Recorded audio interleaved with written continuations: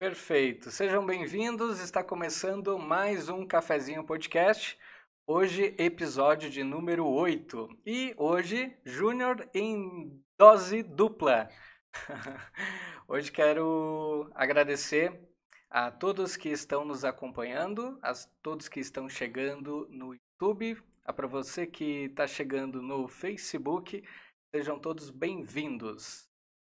Muito bem, ele é Júnior, meu xará, e está aqui na minha frente. Seja bem-vindo, Júnior. Obrigado, prazer estar aqui contigo hoje. A gente já se acompanha da trajetória acadêmica, registrou minha formatura, né? Agora surgiu esse convite. Prazer estar aqui hoje. Que legal. Pessoal, o Júnior hoje vai contar um pouquinho sobre a história dele, essa passagem aí pelos estudos, que na verdade não é uma passagem, tá? Tipo, É uma vida, é quase. uma vida inteira dentro dos estudos e nós vamos acompanhar um pouquinho o trabalho que o Júnior vem desenvolvendo.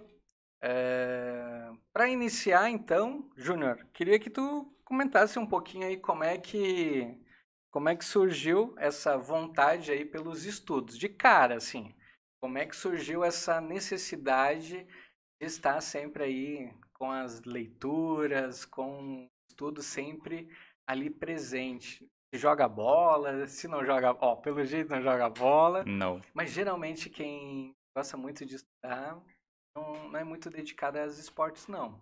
Esporte eu não gosto, assim, como um geral. Até jogo vôlei, assim, mas assim, brincando, né? Aham. Nada profissional. Mas então, pensando numa trajetória, né? Eu sempre gostei muito, eu sempre fui muito curioso, desde criança, assim. E a minha mãe sempre me instigou muito, né? Então é uma coisa que veio desde a infância mesmo. Por quê? Lá quando eu era, né, criança, eu gostava de assistir TV, ler livros, enfim. Mas isso surgiu porque quando a minha mãe estava grávida de mim, ainda na gestação, ela teve várias doenças. Então ela teve rubéola, teve sarampo, teve cachumba, teve rubéola. E tudo isso fez com que ela, né, o médico dissesse pra ela: olha, teu filho vai ter alguma síndrome, ele vai ter algum tipo de deficiência. Então eu te sugiro abortar, né, essa criança. E a minha mãe disse que ela não ia abortar, e pudesse vir com a doença que viesse, fosse o que fosse, ela ia, né, abraçar a criança que fosse, né, ia acolher.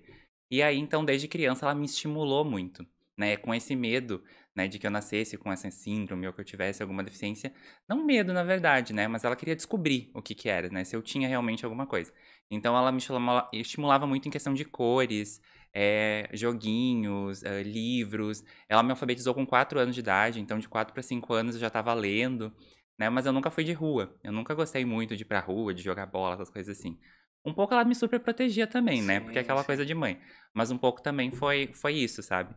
E aí eu sempre fui interessado em entender essas coisas, gostava dos livros, gostava de ficar em casa assistindo filmezinho, sabe, desenho da Disney, enfim. E os meus pais sempre me incentivaram, compraram uma TV com cores justamente pra ver se eu sabia identificar as cores, né. Então isso sempre me acompanhou desde a infância por muito estímulo deles, né. Depois, claro, futuramente, foi um gosto que eu adquiri, né, mas acho que a minha personalidade um pouco ajuda, né, por eu gostar disso, e muito também do estímulo deles, né, pra que eu pudesse desenvolver isso. E isso na família. Tô achando que o meu áudio tá muito longe, não? Tá bom? Eu discuto bem. É. É, Na família hoje tu tem irmãos? Não? Sim, tenho uma irmã, a Bianca. Isso também é um reflexo, eu acho, da minha infância, assim, né, de porque eu sempre fui muito sozinho, sempre gostei, eu sempre fui curioso, sempre gostei de entender as coisas, de pesquisar, mas eu sempre fui muito sozinho, assim. Sempre foi um processo que eu queria saber, então eu ia lá e fazia, né. E aí, quando eu tinha ali uns 4, 5 anos, eu comecei a querer uma irmã. Sempre quis irmã, na Ah, tu é verdade. o mais velho. Eu sou o mais velho. A Bianca tem 22, eu tenho 28. E eu sempre quis uma irmãzinha. E aí eu começava a rezar, né? Ai, por favor, papai do céu, me manda uma irmãzinha, porque eu quero ter uma irmãzinha pra brincar, enfim. E Sim. aí a minha mãe, inclusive, ela tava tomando pílula, ela não tava planejando, né, Aham. ter uma outra filha. E aconteceu, né, de engravidar da Bianca mesmo não estando nos planos. E aí ela veio e é a minha melhor amiga hoje, assim, a gente se dá super bem. É a minha irmã de verdade, assim, então acho que a gente tem um relacionamento bem afetuoso mesmo, bem afetivo de irmão. Hoje ainda a gente estava conversando sobre brigas e tal, E a gente brigou muito pouco, assim. Eu era mais psicológico, assim, de tocar um terror psicológico nela, né? Mas ela sempre foi O irmão muito. mais velho sempre é É. assim, será? Mas assim, de briga, assim, de se pegar no cabelo, de se bater, a gente nunca foi, assim. Então a gente tem uma relação muito boa, assim, É muito só próxima. soco na cara mesmo. É. Não, não. Não é tanto. Capaz. Não, Muito puxão bem. de orelha, né? Porque o irmão mais velho também é um pouco, né? Tem que ser um pouco pai às vezes, Uhum. porque a gente é jovem, assim, né? A gente então tem. Hoje a gente tem uma proximidade maior do que a gente tinha antes, um pouco em relação à idade também. Então, muitas das coisas que eu passei na idade dela, eu já entendo porque foi recente pra mim, né? Então, eu tento dar uma alertada, tento dar uns conselhos, enfim. Mas ela é super aberta, assim, a ouvir. Então, é bem tranquilo, assim, nossa relação. Um pouco, assim, de mimo, assim, né? De irmã, porque como é a mais nova, né? Todo Uhum. mundo, ai, né? Dá. Pois é, não rolou ciúmes aí, porque tu queria ter, digamos, uma irmã. E ganhou a irmã. Depois que ela veio, não teve um certo ciúmes aí, porque antes tinha, né? Olha, até que não exatamente, né? Porque Uhum. a gente brincou muito. Eu gosto mais de brincar de boneca do que de carrinho, então, né, já por aí a gente já vê que a gente se dava melhor pra brincar, A né? Bianca também gosta mais de. Gostava mais de boneca? É, a Bianca gosta de boneca bebê, mas eu tenho pavor de Boneca boneca bebê. bebê. É, eu tenho um trauma daquele boneco Chuck da minha infância, tenho pavor do Chuck, Aham. tenho pavor eu não gosto de boneca, desse tipo de boneca não. Mas eu achava linda a Barbie, essas coisas assim, né? Tipo, mais coloridinha e tal. E como é que teus pais enxergavam isso? Então, é aquela história. Brinca, mas dentro de casa. Lá fora, não. Ah, E um pouco disso vai refletir hoje no que eu pesquiso, né? Um pouco na minha trajetória tem muito a ver com isso. E não por maldade, né? Porque os pais têm medo do que, o que os medo. outros vão pensar, né? Se tu gosta de brincar de boneca, tá. Então tu brinca com a tua boneca, mas aqui dentro de casa, lá fora, tu não brinca. Mas é uma coisa que a criança não entende, na verdade. Tipo, eu naquela época, eu até entendia, tipo, por que não? Né? Porque eu Uhum. era curioso, como eu te falei. E aí isso também foi me instigando hoje no que eu trabalho, no que eu pesquiso. Mas era aquela coisa não no sentido de reprimir, era mais no sentido de não deixar que as coisas fossem vistas de outra forma pelos outros. Entendi. Isso lá nessa época te abalava de uma certa forma ou tu entendia que realmente isso é normal, não querem essa exposição? Na verdade, eu não me sentia abalado porque eu não entendia, né, porque eu acho que a criança ela não compreende, são os adultos que fazem ela pensar dessa forma. Exato. Só que quando eu convivia com os outros, eu via que os meninos realmente não estavam brincando de boneca. Então eu era o elemento estranho ali, né.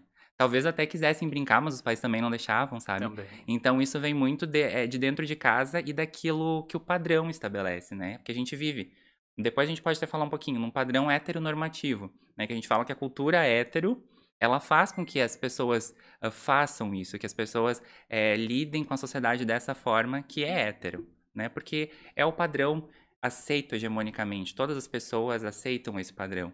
Então é algo que vem sendo rompido aos poucos, né, para abrir então espaço para entender as múltiplas diversidades, mas que isso permeia a sociedade, né. Assim como o racismo, assim como o machismo, assim como homofobia, isso tudo é historicamente constituído, né. Dentro dos estudos, tô achando que o meu áudio tá aumenta um pouquinho ali pra mim. Eu não sei se deixa eu ver mais um pouquinho. Eu acho que tá melhorando, eu acho. Ou não. Tá um pouquinho mais alto. Tá um pouquinho mais alto.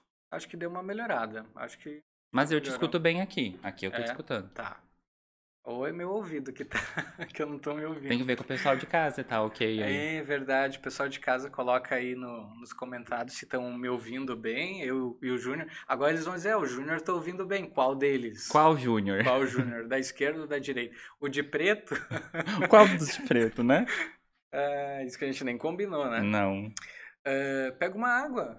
Já pegou? tá aqui. Perfeito. Fica à Já vou vontade. tomar. Hoje foi preparado aí uma mesa especial para o nosso convidado. Todos convidados com o mesmo nome que o meu vão ser servidos assim. Olha isso, né? Eu tô me sentindo Ana Maria Braga aqui hoje. Só faltou a peruca de loira, né? Mas aí tu pode variar a peruca, né? Porque Ah, ela usa pode várias. variar, é verdade. O pessoal que já estiveram aqui não se sintam, né, lesados, não se sintam, como é que se diz, desvalorizados, porque como eu disse, todos os júniors, ó a cara do diretor, lá, Isso aqui é só por Júnior, é né? só para os júniors, tá? Ó, tô ouvindo um retorno em algum lugar aí. Então temos um suco, temos uma cuca. Tu gosta de cuca? Adoro cuca. Eu não sei do que é aquela ali. Adoro tudo que tá aqui, na verdade. Tudo? Eu sou formiga, adoro doce. A única coisa salgada que tem aqui, eu acho que são os pães. A única coisa. O resto é tudo E o doce. acompanhamento do pão é doce ainda, né? Porque é chimia Pá, e doce de verdade. leite, eu Não acho. tem nada salgado aqui. Nada Mas não tem salgado, problema. tudo docinho. Adoro doce. Perfeito. Em relação ao áudio, como é que tá aí? O pessoal chegou a comentar?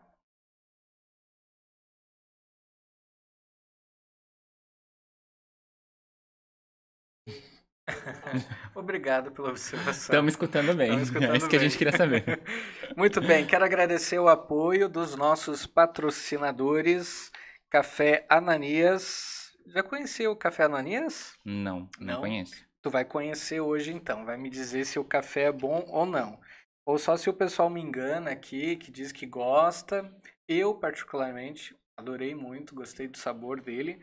Por isso que ele é um dos nossos patrocinadores. Café Ananias em pó, em grãos e também em cápsulas. cafeananias.com.br. Também agradecendo ao nosso parceiro Ponto do Pastel, o melhor pastel de massa caseira da cidade. O telefone é o 51 999 49 3848. É bom mesmo. É bom, né? Ponto do Pastel fica localizado na Travessa 7 de Setembro, 67, centro de Sapiranga, em frente à Casa da Pizza. Bem fácil de localizar, bem fácil de fazer o pedido. Ontem, no episódio de ontem, a gente fez o pedido ao vivo ali. E chegou a tempo? E chegou a tempo. Também a gente fez um episódio um pouquinho mais longo ontem, né? Também o meu convidado era super amigo também. A gente acabou se estendendo aí. Já fica em casa, né? Já tá em casa, né? Padaria Maravilha. Nossa, chegou a dar um. Padaria Maravilha. Nossa satisfação é a sua felicidade. Padaria Maravilha está localizada na rua Major Bento Alves, 358, no bairro 7 de Setembro, em Sapiranga. O telefone é o 51 998 956644 ou o 51 3599 3988. É o telefone da Padaria Maravilha. Também agradecendo ao nosso parceiro Camilo Autoelétrica, arranques, alternadores, carga de bateria, elétrica em geral. Camilo Autoelétrica, 51 995 320953. O Camilo está localizado na rua General Nascimento Vargas, 425, no bairro São Luís, em Sapiranga. Também agradecendo ao Chaveiro Nelson, cópia de chaves, cópia de controle remoto, chaves codificadas, colocação de fechaduras. Chaveiro Nelson. O telefone é o 51 997 552386 e está localizado na Avenida Presidente Kennedy, 1132, no bairro São Luís, em Sapiranga. Vieira Revestimento e Piscinas. Piscinas, pisos para calçadas, para piscinas e também venda e colocação. Mármores e granito, churrasqueira pré-moldada, fogão campeiro, móveis rústicos e muito mais. Vieira Revestimentos está localizado na ERS 239 1717, no bairro Vila Nova, em Sapiranga. E Dom Zé Alimentos. Já conhecia os biscoitos Dom Zé? Acho que sim, porque, né, tem bastante aqui em Sapiranga Tem nos bastante, mercados. em todos os mercados agora. Tem, até conferi com eles na semana passada, perguntando onde é que encontrava, né? Ele disse assim, em todos os mercados de Sapiranga. Perfeito. Mas não lembro agora qual que eu provei. Gosto de merenguinho, aqueles merenguinhos, não muito. Não sou acostumado a comer, mas eu gosto, assim. Ó, tem esse aqui, ó. Provar. Pronto. Pode puxar aí. Esse é um merenguinho com cobertura de chocolate. O chocolate deles é o chocolate lá de Gramado. Minha avó adora merengue.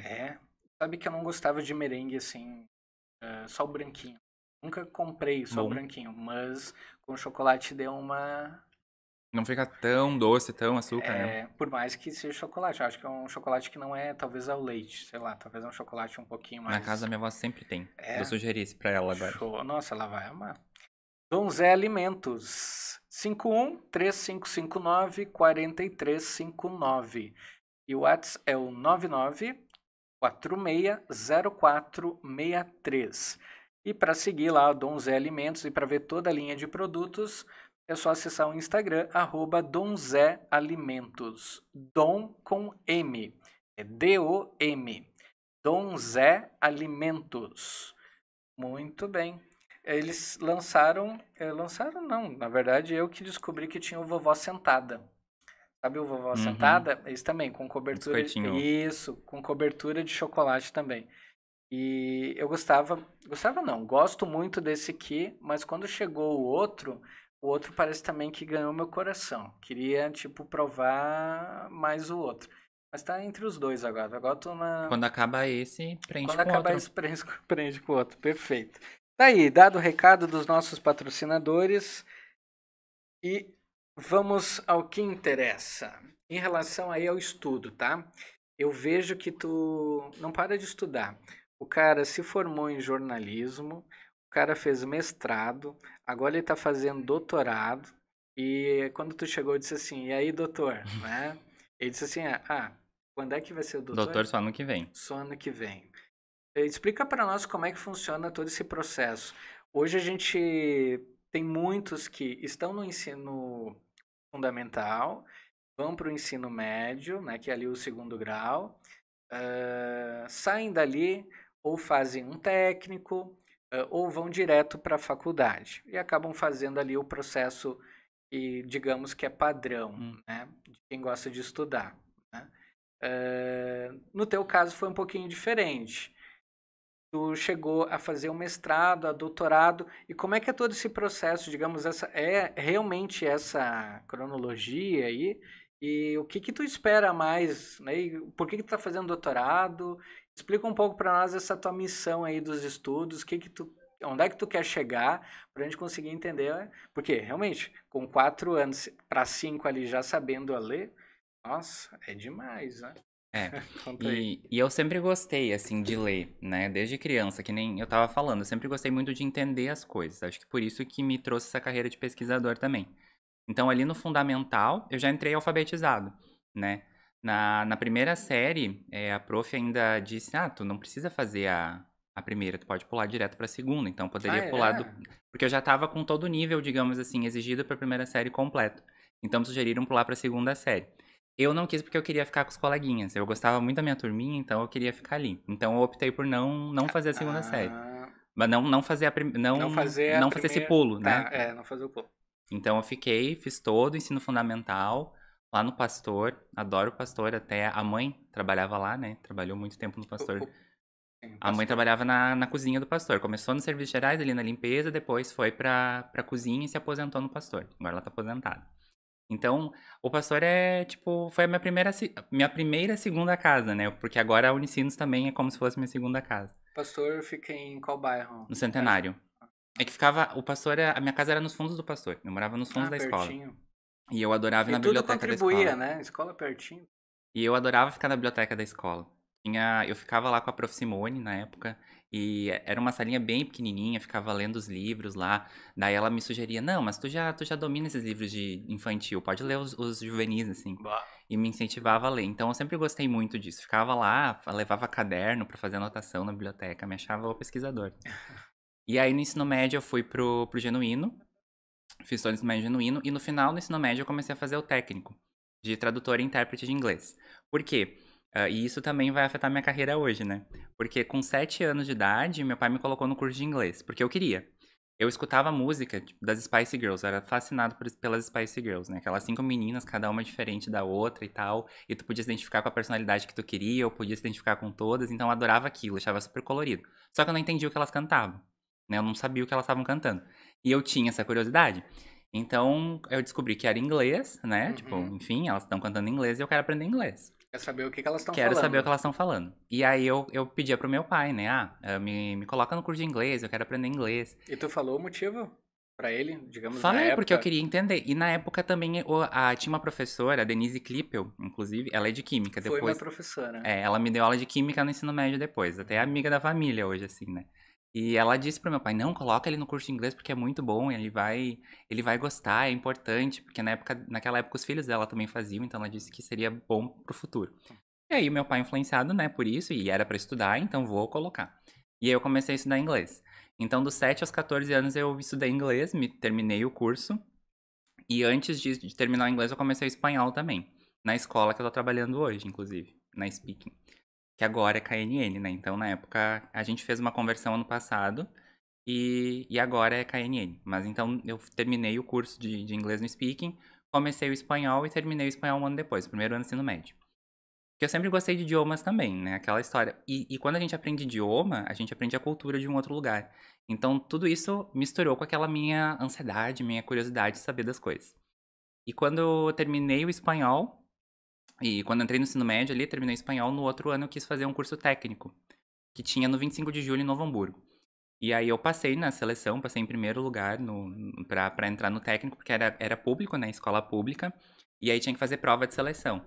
Então eu fiz a prova, passei, entrei e fiquei 1 ano e meio nesse curso técnico, eram 3 semestres. E terminei no primeiro ano da faculdade. E tá, terminar no ensino técnico, eu comecei a faculdade ainda quando eu tava no técnico. Então meio que terminei, comecei o técnico no ensino médio e terminei quando eu tava na faculdade. Fiz vestibular pra direito. Porque o meu pai queria muito que eu fizesse direito. E aí a minha prima fazia direito, tava influenciado naquela vibe. Eu não sabia bem o que eu queria, na verdade, né? E mistura com aquela ansiedade da juventude, de não saber o que que faz, o que que eu vou fazer, vou fazer direito. Prestei vestibular pra direito, passei em todas as universidades que eu fiz. Comecei na Fevale, mas eu vi que aquilo não era pra mim. Não gostava, tava fazendo por influência dos outros e fui pro jornalismo. E aí eu me inscrevi num processo seletivo de bolsa, com uma nota do Enem. Fui aprovado na bolsa, ganhei bolsa para estudar jornalismo na Unicinos. E aí que eu comecei realmente a gostar da universidade. Então imagina, tu ganha uma bolsa pra fazer algo que tu quer. Então foi ali Um uma virada presente. grande, exatamente. Foi pra mim bem satisfatório mesmo. Eu queria fazer cinema antes, né? Porque eu queria escrever novela quando era criança. Meu sonho Ah, era ser é? escritor de novela. Uau. E aí eu comecei a fazer jornalismo justamente um pouco também por isso, sabe? Pela curiosidade de conhecer as pessoas, de conhecer outras realidades, de sair da minha zona de conforto, porque era meio que uma bolha. Quando eu comecei a sair da bolha foi no técnico, né, que era em Novo Hamburgo.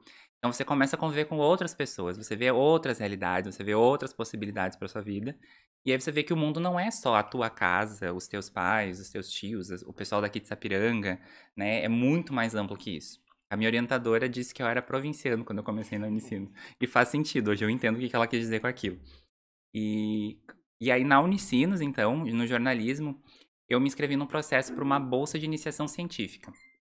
Essa bolsa de iniciação científica é quando um professor pesquisador que dá aula na pós-graduação e na graduação, eles te convidam para participar da pesquisa deles. E aí você participa de vários processos de pesquisa teórica, lendo os livros, selecionando material para eles colocarem na pesquisa, ajudando no processo de preparação das aulas, como se fosse, assim, digamos, um assistente de pesquisa, né? Então, eu comecei a estar nessa bolsa em 2012, entrei na Unicinos em 2011, 2012 eu ganhei a bolsa de iniciação científica. Então, tinha duas bolsas. A bolsa do ProUni é aquela que você não paga, né? Porque era incentivo do governo da época, que agora já acho que tá meio defasado, né? Esse processo, enfim. E aí eu entrei na iniciação científica, que era uma bolsa do CNPq, que é o Conselho Nacional de Pesquisa e Desenvolvimento. E aí com essa bolsa você ganhava, tipo, uma taxa de R$ 400 na época, era meu salário. E aí você trabalhava como assistente dos professores. E ali que eu me inseri no mundo, então, acadêmico, efetivamente, da universidade, né? Com a professora Giane. Quando eu estava terminando a graduação, fazendo o TCC, aí eu já estava trabalhando também, eu trabalhava para uma agência de produção de conteúdo, fazia textos sobre saúde, bem-estar, beleza. E tava uma loucura a minha vida, assim, porque eu tava trabalhando muito, fazendo 30 textos por semana. E era freela, né? Freelancer. E fazendo TCC, e aí eu queria ingressar no mestrado, né? Porque eu tive aquela experiência. E aí, como um bolsista, a gente participa aqui de eventos, a gente cria artigos, apresenta eventos na universidade, fora da universidade. Então, com essa minha inserção na pesquisa, eu pude viajar para o Rio de Janeiro, eu conheci vários lugares, assim, tipo, a gente foi para Santa Cruz com as minhas amigas, e vários lugares apresentando esse trabalho. A gente apresentava o trabalho relacionado ao que a professora pesquisava, que era com um coletivo de imigrantes uruguaios do Rio Grande do Sul, que estava morando no Rio Grande do Sul. Então, a gente conheceu esse coletivo, a gente conviveu com ele, a gente selecionava materiais, e tudo isso, então, a gente apresentava nas feiras, né? Ou nos eventos. E isso foi gerando um gosto muito grande. E também a afetividade, o acolhimento que teve o ambiente da pesquisa. Para algumas pessoas, parece que a pesquisa ou a ciência é aquela coisa rígida, fria, né? Que você vai juntar dados, que você vai coletar, que você só vai ficar na biblioteca ou lendo, ou fazendo isso. E não, porque, pelo menos no meu grupo, né? No meu grupo de pesquisa e processo com, a gente tem uma afetividade muito grande. Então a gente celebra muito a vida, a gente se encontra, a gente se apoia nas dificuldades. Claro que tem orientação também, né? Tipo, porque a gente trabalha bastante, lê muito, produz muita coisa. Mas também no meu grupo de bolsistas de iniciação científica, que é eu, a Maitê, a Vitória e a Renata, a gente criou uma afetividade muito grande. E isso também te incentiva a continuar. E hoje a gente se acompanha as carreiras uns dos outros, né? Tem uma amiga que terminou o mestrado e ela parou. Ela quis seguir outra carreira, ela não se identificou dentro da academia, então ela seguiu outra trajetória. Tem uma que terminou o mestrado, agora tá atuando como jornalista, tá super feliz com isso, tá pensando em voltar. Tem uma outra amiga que a gente tá acompanhando um ao outro, porque os dois estão no doutorado, ela tá na Fevale, eu tô na Unicinos. Mas então, é um grupo que você consegue compartilhar suas dificuldades, aquilo que você quer fazer pro futuro, aquilo que você não consegue, aquilo que te empaca. Enfim, e tudo isso a gente acompanhou também as trajetórias pessoais uns dos outros, né? E isso me fez querer também continuar, porque teve esse acolhimento, né? De eu poder ser quem eu sou dentro da academia. Porque muitos espaços, assim, às vezes você tem que se formatar. E na pesquisa que eu faço hoje, eu vejo que isso acontece muito, principalmente para pessoas LGBTs, né? Então, dentro desse espaço eu me senti acolhido. E aí eu tive vontade de continuar. Aí eu fiz o processo seletivo para uma bolsa de mestrado, que quando você quer fazer um mestrado acadêmico, você tem que fazer um projeto de pesquisa, apresentar. Na época, eu queria estudar novelas. Novelas e a representação da espiritualidade nas novelas. Que na época estava passando a novela Além do Tempo, isso foi 2015, 2016. Então eu ingressei com um projeto, acabei saindo com outro. Eu fui estudar a representação das latinas, das mulheres latinas em séries de TV. Então, como que elas eram vistas, assim, hipersexualizadas ou como traficantes. Como a televisão, como a série cria um imaginário sobre uma cultura e sobre um povo e como isso repercute nas pessoas realmente, né? Como a gente vai ver aquelas pessoas a partir do que a gente vê na mídia. E um pouco dessa ideia eu sigo também no doutorado, só que agora com mulheres trans e travestis. É um pouco mais profundo ainda, né? E bom, terminando o mestrado era uma loucura. Eu ganhei bolsa integral para fazer o mestrado, então eu passei na Unicinos com bolsa, ganhava um salário para estudar, né, para estar lá dentro ajudando os professores e desenvolver essa pesquisa. E aí eu tinha disciplinas, tinha a dissertação para escrever, participava desses eventos, porque quando você é bolsista você tem mais obrigações, né? Você tem uma carga horária maior para cumprir dentro da universidade, então nesse apoio à pesquisa, você tem alguns critérios a mais que quem paga não tem, né? Que tipo, participar de tantos eventos, publicar tantos artigos, então você tem alguns requisitos para você estar dentro ter o benefício da bolsa, né? Para ser bolsista, tem que fazer uma prova? Como é que funciona?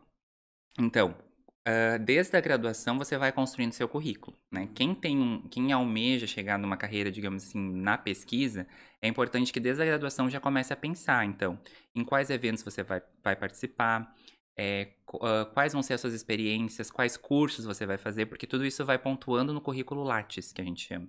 Então, tem um currículo acadêmico que é o currículo Lattes.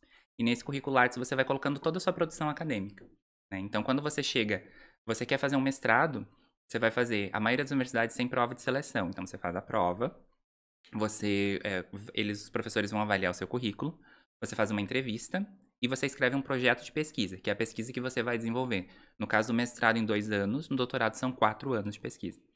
Então, tem que pensar em tudo isso, né? Em como você vai fazer o seu currículo, né? Apresentar o projeto. O projeto é, digamos assim, ele é avaliado antes da entrevista, então você passa por uma peneira, entre aspas, né?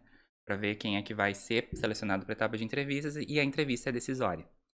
A bolsa é outro processo seletivo, mas também tem a ver com essa etapa de entrevistas. Então, dentro da Unicinos, eles avaliam, então, o seu currículo, o seu projeto, a sua entrevista, e aí os alunos pontuam pela necessidade de bolsa também, quem pede bolsa, porque tem alunos que querem entrar pagando, né? Então, esses nem entram dentro do critério da bolsa, né? Então, você tem essa opção. E são duas modalidades de bolsa também. A bolsa integral, que é a bolsa que permite que você faça o curso recebendo em dinheiro também. No caso do mestrado, acho que hoje está 1.500, o doutorado 2.200. E no doutor ou a bolsa taxa, que só paga mensalidade e você pode trabalhar. Porque quem é bolsista integral não pode trabalhar, não pode ter vínculo empregatício, né? Você se dedica exclusivamente à pesquisa, é uma bolsa de dedicação exclusiva. Mas daí tu recebe, Recebe. digamos, um salário. Isso, que foi meu caso no mestrado.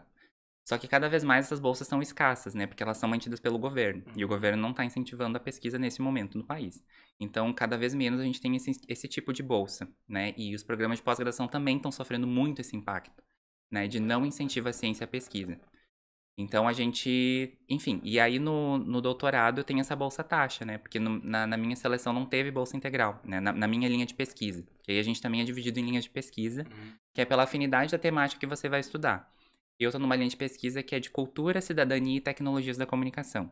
Então, a minha pesquisa é muito voltada para a cidadania e para a cultura, né? Então, você já se identifica mais com um professor, com um grupo de pesquisa e com aquele grupo que vai te acolher. Então, você vai para essa linha de pesquisa. Na Unicinos tem 4 linhas, tem a de linguagem e práticas jornalísticas, tem essa de cultura, cidadania e tecnologias, tem uma de mediatização, tem uma Tem um de monte de nome que tu audiovisual. tá falando que eu não faço a mínima ideia o que que é. Exatamente. Mitização, o que que é isso? Mediatização. A mediatização tem mais a ver com a sociedade em si. Como os sentidos da mídia circulam pela sociedade. O que você Entendi. consome. Mídia, Não é mediatização. mediatização.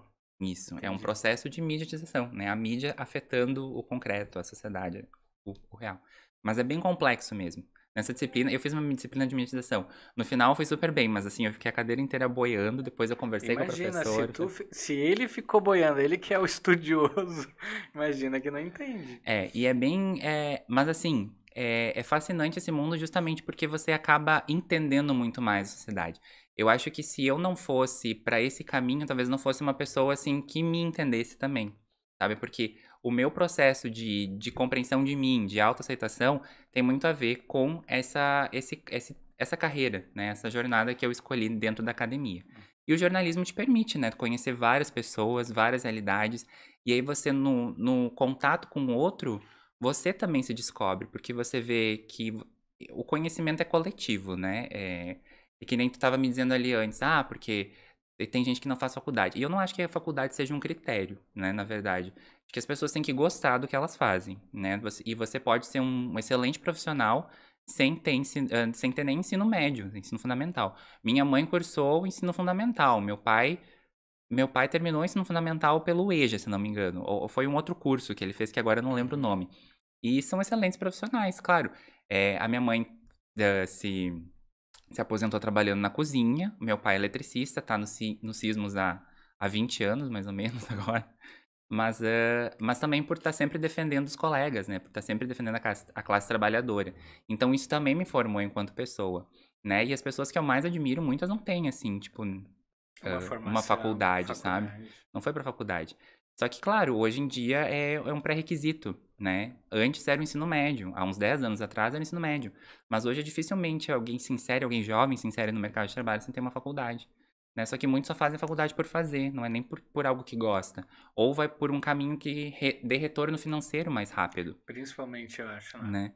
E eu não vejo se isso é bom, digamos assim, para uma realização pessoal, né? Você pode até ganhar dinheiro, pode trabalhar, pode ter conforto, mas muitas vezes aquela pessoa nem é feliz fazendo aquilo que ela faz, ou nem desfruta, ou acha que desfruta, né? Porque o dinheiro ilude muito também, né? Muito. Você se ilude com, sei lá, um carrão ou com uma casa gigante para caber o ego, enfim, né? Porque a maioria pensa que, vou fazer medicina. Mas não se dá bem com o ser humano, tem amor, né, pelo ser humano em si, mas porque acha que o médico sempre fatura bem, ganha bem, né, e acaba, acho que nem seguindo, não consegue seguir adiante, né, porque realmente não tem não sei se é vocação, e a gente pode usar essa palavra, ou aquela vontade mesmo, né, de estudar para aquilo, A né. medicina é uma ciência fantástica, assim. Eu admiro muito, assim, sabe, os médicos, os profissionais.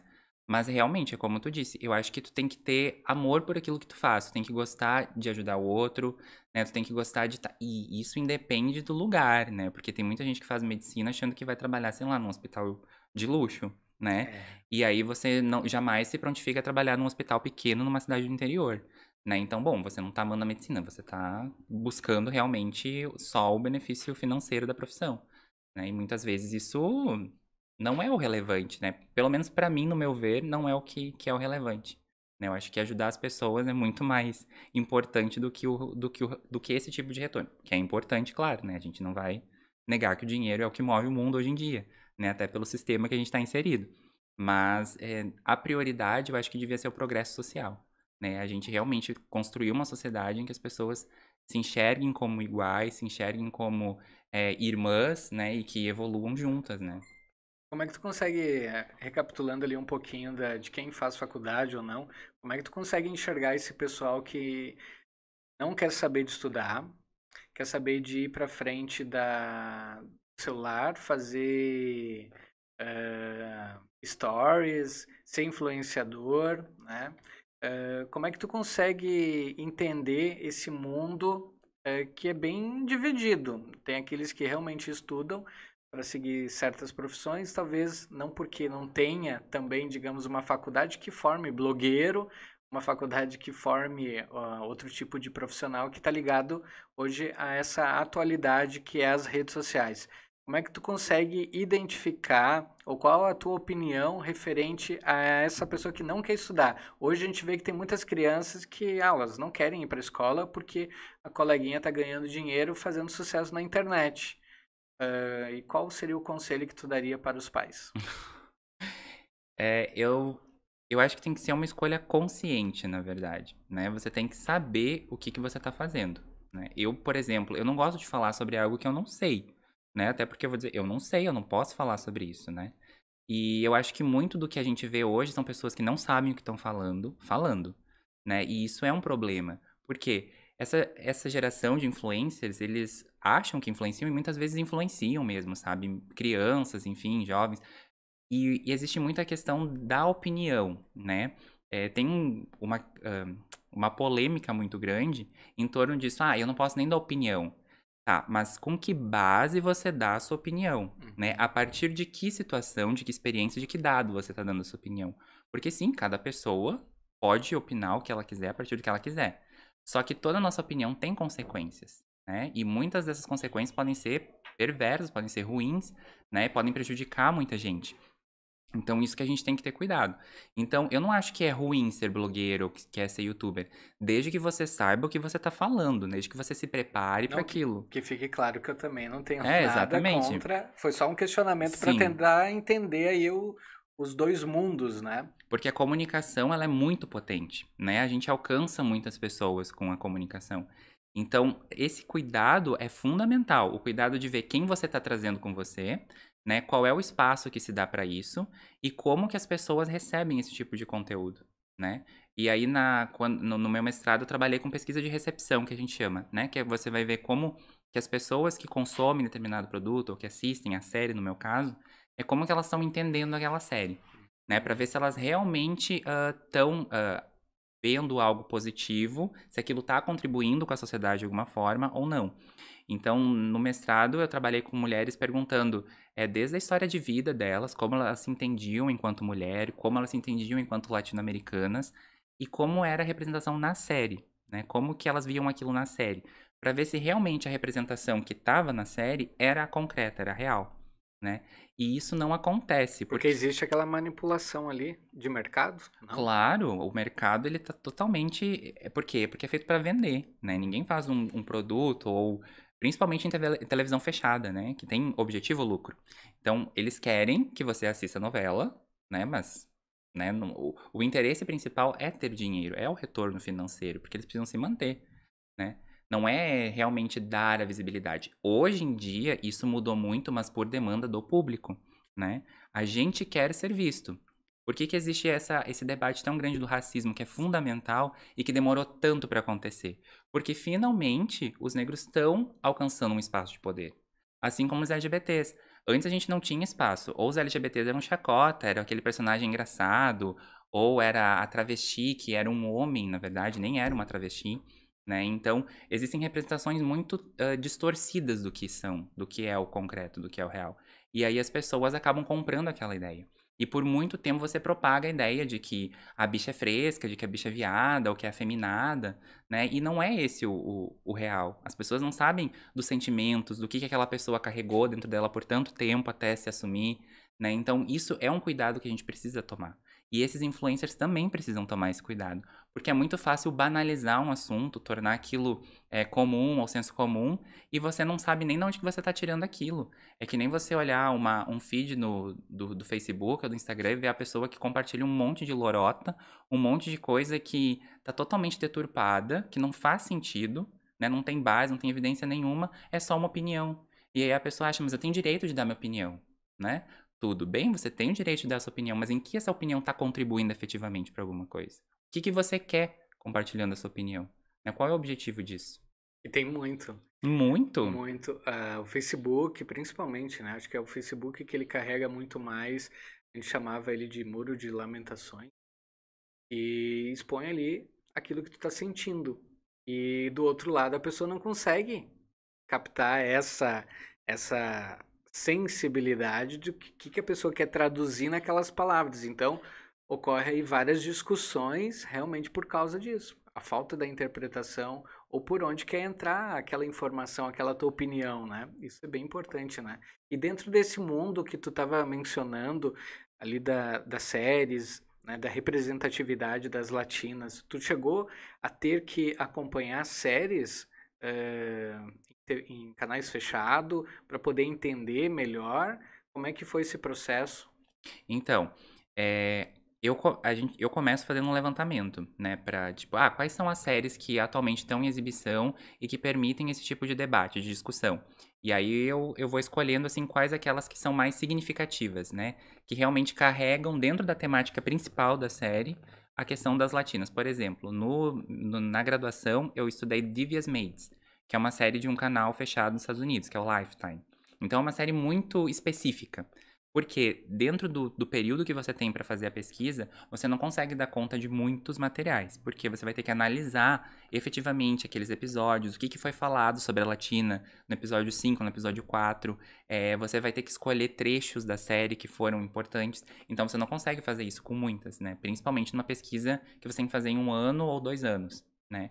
No doutorado eu aprofundei um pouco mais, eu escolhi uma série que falava sobre latinas traficantes, Queen of the South, que tinha Alice Braga como protagonista, que é brasileira, inclusive. E aí também, e o público que assiste essa série isso é muito escasso. Então eu vou pros grupos do Facebook que falam sobre a novela, busco dentro do meu ciclo assim, alguém assiste essa novela ou assiste essa série, né? Porque eu tô trabalhando com ela, eu preciso entender ela, então, né, eu queria que você participasse, enfim. E é mais ou menos assim, mas tem que ter critérios, né? A pesquisa demanda uma metodologia para ser feita, né? Quem faz TCC na faculdade sabe o desespero que é fazer a metodologia. E essa metodologia aprende aonde? Lá no mestrado, lá atrás ou dentro do próprio doutorado? Então, na graduação, geralmente tem alguma disciplina que os alunos detestam, né? Eu sei porque eu já trabalhei em algumas, né, na Unicinos mesmo, que é de metodologia, ou de iniciação científica, alguma coisa assim. E cada faculdade tem o seu nome próprio para metodologia, né? Mas tem cadeiras, tem disciplinas de metodologia dentro da faculdade, que aí você vai aprender como é que se desenvolve essa pesquisa. E aí a gente tem introdução, é, justificativa, tem a metodologia, tem a pesquisa exploratória, tem a pesquisa empírica, tem a pesquisa sistemática, tudo são etapas da pesquisa, né? A teoria, a parte de análise, então tudo isso faz parte da composição da pesquisa. E a gente precisa entender cada um desses eixos para conseguir, né, fazer o todo. Mas a metodologia, sim, é ensinada geralmente na faculdade. Agora, no ensino médio, recentemente, teve esses projetos de. Eu não lembro como é que era o nome da disciplina, acho que era projetos, inclusive, em que os alunos tinham que desenvolver uma pesquisa como se fosse na faculdade, né? Justamente já para preparar eles para quando chegarem na faculdade entender como interpretar um artigo, como interpretar uma pesquisa, enfim, e saber fazer também isso depois. Como é que tu consegue descobrir aí, quando mencionou ali em artigos, por exemplo, se é uma fonte confiável? Hoje, por exemplo, dentro da internet em si, a gente vê muita coisa fake, muita coisa mentirosa. E como é que a gente consegue descobrir a fonte daquilo? Isso é muito importante, né? Importante até para as pessoas saberem como é que se identifica isso. Quando é uma fonte confiável, geralmente vai estar publicado num periódico científico, né? Quando a gente fala de pesquisa científica, é importante que seja de algum periódico científico, que são as revistas, né? Revista científica daí, não uma revista, Uhum. né, digamos assim, de entretenimento, enfim. Uma revista científica. Por quê? Quando a gente submete um artigo para uma revista, tipo, eu escrevi um artigo, vou submeter para uma revista. Você passa por uma avaliação de pares. O seu nome não é colocado, ninguém sabe quem é que está avaliando. Inclusive, eu já avaliei artigos também para um periódico. Ninguém sabe de quem é aquele artigo. Você lê o texto e você critica o texto. Você diz, tal fonte não é boa para essa pesquisa. Ou sugere outras fontes para a pessoa melhorar a pesquisa dela. Corrige questões de interpretação, vê se o texto está bem construído. Então, o seu texto vai passar por uma baita de uma avaliação. E aí você recebe uma aprovação ou não. Então, tem texto para a revista que eu já mandei que foi negado. Tipo, eles disseram, não, esse texto está muito teórico, você não desenvolveu bem tais e tais pontos, e a gente não vai aceitar. Então, a pesquisa científica, ela é muito rigorosa. Existe um critério, né, para ser feita. Então, por isso que quando a gente fala de dados, é importante verificar se vem de um periódico confiável. E aí a gente vai na CAPES, que é o Conselho... agora eu me esqueci o que significa a CAPES. Mas é a Coordenação de Aperfeiçoamento de Pessoal de Nível Superior, que é quem comanda toda a pós-graduação no Brasil. A CAPES, ela tem um Qualis, que é o nível de qualidade da revista. Então, sempre periodicamente é avaliado o Qualis dessa revista. Então, A, B, C. Quanto mais próximo do A, melhor a qualidade da revista. Né? E mais difícil, obviamente, a seleção para publicar nessa revista. Então, a gente tem que tomar esse cuidado para ver se a informação que a gente está colhendo realmente é confiável. Quando a gente está falando de notícia, de matéria jornalística, é importante ver quem é que está publicando. Um jornalista nunca, pelo menos jornalistas éticos, podem mentir, né? Isso a gente defende na nossa graduação, tipo, a gente faz no juramento, a gente não pode mentir. Mas o jornalista induz o que ele quer. A interpretação, exatamente.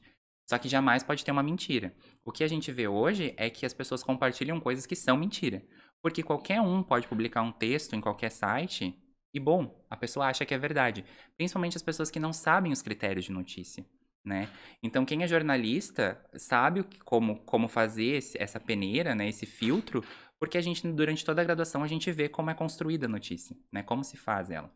E aí a gente vê muitas notícias tendenciosas, principalmente desses sites, ou que são de extremos políticos, né? Tanto para um lado quanto para o outro, que criam esse tipo de matéria justamente para induzir a opinião pública, né? E aí a pessoa compartilha e diz que é a opinião dela. Na verdade, é a opinião feita por qualquer pessoa que não sabe de nada, que está te induzindo a pensar como ela, né? Então isso é muito perigoso. Isso acontece muito na política. Muito, principalmente na política. É para não dizer principalmente. Principalmente porque induz a política, ela está envolvida, para conseguir entender um pouquinho ali na questão jornalística, como é que a gente consegue identificar que uma notícia política ela é verídica? Isso é só se baseando e estar acompanhando, por exemplo, aonde as informações. Então, isso é um aspecto muito, digamos assim, tem que ter muito cuidado para trabalhar com isso, né? Porque você tem as suas convicções do que seria bom para a sociedade, né? Você tem a sua ideia do que seria bom. E isso pode interferir naquilo que você está defendendo ou não. Então é preciso muito senso crítico, um senso crítico bem apurado para ler aquilo, interpretar aquilo e saber para que lado está puxando. Você sabe quando você lê uma notícia se está puxando para a esquerda ou se está puxando para a direita, né? Então você tem que ter o cuidado de saber. Eu me alinho mais com o ideal de esquerda, eu me alinho mais com o ideal de direita. E o que eu tô entendendo dessa matéria aqui? Isso aqui realmente está contribuindo de alguma forma? Ou isso daqui está tentando me induzir a pensar dessa forma? Né? E muitas pessoas não olham esse critério com a crítica necessária. Né? Não param para pensar que aquilo pode estar sendo somente uma confirmação daquilo que ela já acredita. Né? Porque as pessoas buscam informação alinhada com aquilo que elas pensam. Né? Eu vou ler uma matéria para me dizer o que eu já sei, né? Mas eu quero só mandar para eu quero confirmar e mandar para os grupos, mas nem sabe se é realmente aquilo, né? Bem Então, complicado. E aí, claro, você pode digitar no Google para ver se mais alguma outra fonte está comentando sobre aquele assunto. Você pode ver, comparar tanto, se você acha que a Globo é um lixo, você vai lá e olha no SBT, vê como a Record noticiou, como a Band noticiou, você faz um filtro e você vê qual é o que sai do suco dessa notícia, né? Qual é o ponto principal, né? Porque cada uma vai induzir para algum lado, né? A gente sabe que, por exemplo, a Globo, todo mundo senta o pau na Globo, né? Globo é lixo e tal. Eu não defendo, né, nenhum tipo de mídia, digamos assim, porque eu sei que todas vão ter um editorial, a gente sabe que no jornalismo existe linha editorial, vão defender algum ponto ou outro, mas nenhum jornalista da Globo, por exemplo, poderia mentir. E se mentir e for comprovado, teria que passar por um critério, por uma, digamos assim, uma banca, como a gente passa no mestrado e no doutorado, e depois se retratar. E é obrigação, é uma lei que a pessoa precisa seguir. Se você mentiu ou se você deu uma informação que não era real, você vai ter que fazer um editorial dizendo que você errou, né? Porque esse é o princípio do jornalismo. Então você não pode mentir. Então tudo que passa, por exemplo, na Globo, tem que ser verdade por passar por esse critério. Agora você sabe que vai induzir para algum lado ou para outro, É né? aquela coisa da interpretação. Exato, você precisa ter a crítica e você precisa saber daquilo que estão falando, busca informação, se cerca de informação, que nem agora no Afeganistão, eu não sabia da situação do Afeganistão. Então você vai pesquisar, né, em várias fontes diferentes para você entender como que se constituiu isso. Então a gente precisa fazer isso com tudo. E na política é a mesma coisa, né? Você se alinha com a esquerda ou com a direita, mas por que que você não lê o que é... Se você é de esquerda, por que que você não lê o que a direita está publicando? Se você é da direita, por que você não lê o que a esquerda está publicando? Porque aí você consegue, né, fazer o choque de realidade de interpretações ali. Show. Nós vamos falar logo sobre o teu doutorado, sobre o que tu tá aprontando lá, como é que tá os estudos, como é que foi esse momento aí de, de pandemia, né? Como é que foi os estudos, se teve uma alteração para você, também até para os teus colegas, né? Como é que surgiu? A questão do doutorado, você estuda, como é que é o final de semana? Tu vive, tu sai pra balada, se diverte ou leva o livro junto? Nós vamos descobrir isso. Quero agradecer a todos que estão nos acompanhando, a todos que estão assistindo hoje o episódio de número 8 com o meu xará Júnior Melo da Silva, Da não. Luz. Da Silva é você. Da Silva é eu. O Júnior, que eu fotografei a formatura de jornalismo, e teve um baque ali na abertura da balada que eu não esqueço. Tu disse que foi um barco, eu não sei se foi. Na verdade, eu não sei o que os teus colegas lá, acho que todos normal, Todo né? mundo se jogou. Todo mundo se jogou. Eu, pra mim, uau. Tipo, realmente, fez história, né? Pra quem não sabe, eu dancei a Anitta na abertura da pista, né? Desci no É... chão, tudo Eu ia isso. comentar depois, eu Ah, já tava tá. gerando um certo Ah, tô gatilho dando spoiler, de... então. Aham.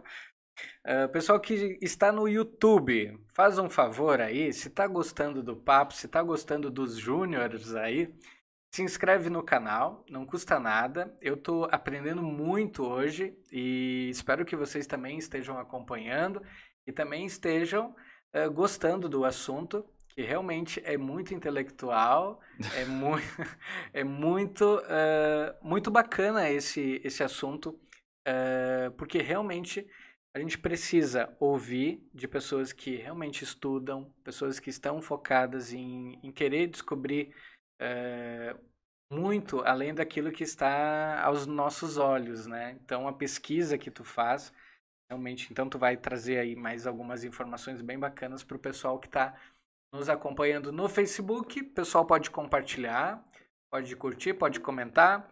No YouTube também, pode deixar recadinho, acho que no chat ali. Eu vi que tem uns recados já aqui. Em breve eu já leio os recados. Eu vou preparar um café, tá? Porque Adoro. vão ficar A gente aqui fica a só noite olhando toda isso, só né? olhando.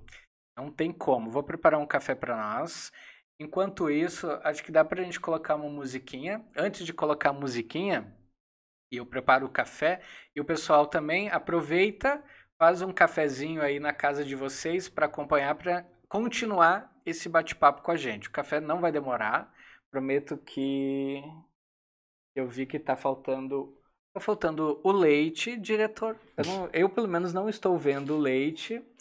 Então o diretor vai providenciar ali o leite, porque nós vamos preparar um cappuccino pro seu Júnior. E... O diretor Mirim vai querer também? Também vai querer. Claro. Não tem Acho que vai como, negar. né? Nossa, ele levantou e foi lá. Só Profissional? profissional. Nós vamos fazer uma brincadeira depois. O pessoal que está em Gosto. casa,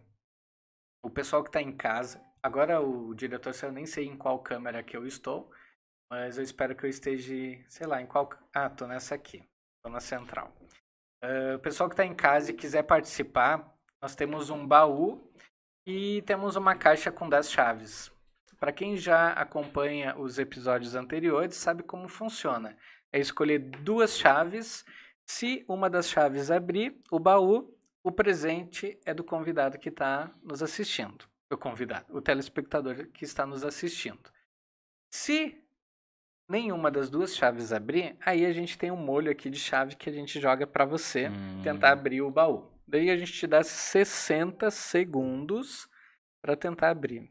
Eu acho que tem prática, talvez assim, de colocar a chave, girar o cadeado, talvez tu é ágil ou não é tanto. Olha, eu sou, como eu sou da pesquisa, eu tenho metodologias, eu crio métodos. Ah, Mas eu sou meio desastrado também, então não vamos ver sei. qual que vai pesar mais, se é o desastrado. Ontem, no episódio do Anderson, eu vou até comentar como é que ele fez. Ele começou a tentar tirar a chave. Tipo, ele tirou a chave, colocou ali, ou colocou e não deu, tirou a chave e separou. Só que ele viu que perdeu Perde muito tempo, assim. Não acho que eu não faria desse jeito. ele tentou, mas daí ele viu que, opa, não deu certo. E daí depois ele usou outra metodologia aqui para tentar. Mas ele não conseguiu. Aí para de tirar o olho aqui da chave, tá? Muito bem. Vamos colocar uma musiquinha? Prepara um café aí na tua casa. E a gente vai preparar aqui um cafezinho para o nosso convidado e para o nosso diretor. E também para mim. E a gente volta Importante. logo, tá? Pessoal que nos aguardou aí, obrigado pela paciência de ter nos aguardado. Enquanto preparei aí um cappuccino para o Júnior, um cappuccino para o Guilherme, café expresso para mim. Como é que ficou o teu café? Ótimo, muito bom mesmo. Fala a verdade. Não, eu tô sendo sincero. Tá Então bem tá bom. Deveria ser mais quente ou não? Podia estar um pouquinho mais Um quentinho. pouco mais quente. Mas ele tá bom. O gosto tá bem gostoso. É. É diferente mesmo. Eu pergunto em relação à temperatura porque varia muito, né? Mas eu, por exemplo, gosto. Obrigado. Eu, por exemplo, gosto mais morninho do que quente. Aqui lá, olha lá. Olha aqui lá. Já tá quase terminando dele. Acabou já. Acabou! Uau! Ele não deixa nem esfriar mesmo. É a idade jovem, né? Idade jovem. Muito bem, estamos aí com o nosso convidado, mais que especial, Júnior, meu xará. Vamos ver se a gente tem comentários aqui. O diretor tinha até mandado mensagem aqui pra mim, larga este celular. Antes eu tava falando Que contigo. feio o Júnior conversando com as pessoas com o celular na mão. Cadê a educação? Eu tava tentando ver aqui as mensagens e abrir, porque eu tenho que abrir uma meia hora antes. É que eu tenho uma porcaria de celular. Tenho um celular muito top. Ah, Eu vi. eu não vi, só vi os comentários no WhatsApp aqui. Minha mãe mandando comer direitinho. É? Ó, já tá. Tava ao vivo. Como é que é o nome da mãe? Rose. Oi, Rose. Grande abraço pra ti. Beijo, mãe. Aí. Ó, tem pessoas se inscrevendo ali. Que legal. Beijo pro Vini, beijo pra mãe, pai, mana. Não pode esquecer Todo de mundo. ninguém. Depois vai ser cobrado lá. Deixa eu ver aqui se eu consigo. Pessoal que está em casa, pessoal que está nos assistindo e quer participar da brincadeira ali do baú, como é que faz? Como é que faz para participar? É só mandar uma mensagem de texto ali pelo WhatsApp, deve estar aparecendo aí na tela, que é o 51993750662 e digitar uma palavra lá. Diz uma palavra que as pessoas devem digitar. Pesquisa. Pesquisa, muito bem. Escreve pesquisa lá. A primeira pessoa que mandar aqui pesquisa, a gente vai ligar para essa pessoa ao vivo e vou fazer uma chamada de voz. Quero ver quem vai ser. Vamos ver quem é que vai ser. Pode ser familiar, tá? Se for a mãe, se for o Vini, se for o pai, se for a mana.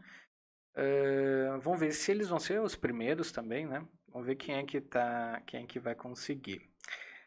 Só digitar lá pesquisa, tá? Vai participar ao vivo com a gente. Daí vai escolher 2 chaves. Escolhendo 2 chaves, a gente tenta abrir o baú. Tu comeu? Tu não comeu nada. Claro que eu comi. O que tu comeu? Meu bolo favorito da Maravilha. E não é por charme, não é porque é o patrocinador, é porque realmente é meu bolo favorito. É o meu favorito também. O bolo trufado. Eles chamam de nega maluca trufada. É. Ah, mas é que eu amo chocolate, né? E tem bastante chocolate. Bastante. É mais chocolate do que massa. É, realmente. Não sei se Mas tu, é muito bom. não sei se tu coloca no micro-ondas. Depende. Acabou minha luz lá. Sei. Talvez seja bateria mesmo. Aqui acho que tá legal. Eu tô bem iluminado, é o que importa. Tá com o Júnior da Luz. Tá iluminado. É verdade, Júnior da Luz.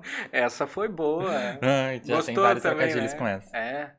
Show de bola, gostei. Talvez coloque de novo ela. Tenta ela de novo e tal. Essa foi boa, né? E realmente, o bolo, não sei se tu colocou já no micro-ondas, e ele também, quando derrete ali o chocolate, fica muito bom, né? Se ele tá... Porque geralmente eu pego fresquinho, assim, né? E daí eu gosto de comer assim mesmo. Mas se eu vejo que ele tá, assim, mais firme, mais durinho, o chocolate já secou meio, eu coloco no micro-ondas. Fica muito bom. Eu descobri esse bolo trufado aí, acho que tem uns 2012, 8, 9 anos. Sobre ele. Desde lá, então, sempre foi o meu predileto. Eu sempre pego o bolo de milho, porque quem não gosta muito daquele que é muito chocolate... Porque ele é bem doce, né? Ele é bem doce, O bolo de milho ainda dá uma quebrada ali, né? Mas a cobertura doce. Também é doce. Mas é boa. Enfim, são os meus 2 preferidos ali. E agora tem esse outro aqui, ó. Gosta de morango? Gosto. Gosta? Então tu vai experimentar esse aqui. Depois eu vou comer, tá. Experimentei hoje. Porque tudo que vem aqui, por exemplo, eu sou, como é que se diz, o avaliador. Sommelier. Sommelier. Se eu gosto, eu ofereço para os convidados. A Cuca não é da Padaria Maravilha. Mas a Cuca, aquela ali, é muito boa também. Agora o restante, a gente tem os biscoitinhos da Donzé, né? Mas esse bolo aqui também, ele tá fantástico. Esse bolo aqui é da Padaria Maravilha. Eu não sei como é que é essa massa aqui, como é que é o nome dessa massa. Mas é muito... Eu acho que é biscoito essa massa, né? Ela tá com Ela meio que biscoito amassadinho, isso. assim. Deve ser tipo aqueles Oreo, tipo amassado, acho. Provou esse aqui, Gui? Não? Então tu vai provar hoje. Que é biscoito amanteigado. Muito bom, muito bom. Padaria Maravilha tá de parabéns. Meu pai adora doce e ele adora na Maravilha também. Eu provei por ele, assim, porque ele sempre traz um agradinho pros filhos, né? Sim. Aí Isso a gente bom, prova, né? E a mãe é quem controla a outra parte, né? Porque a mãe é mais fitness, assim. Ela não gosta muito de... Não, ela gosta, Ela mas gosta. ela evita. Vocês tomam refrigerante? Minha mãe não. A mãe não toma? Não, meu pai, eu, minha irmã, sim. Toma. Mas no final de semana. Não é um hábito saudável, eu sei, mas eu gosto.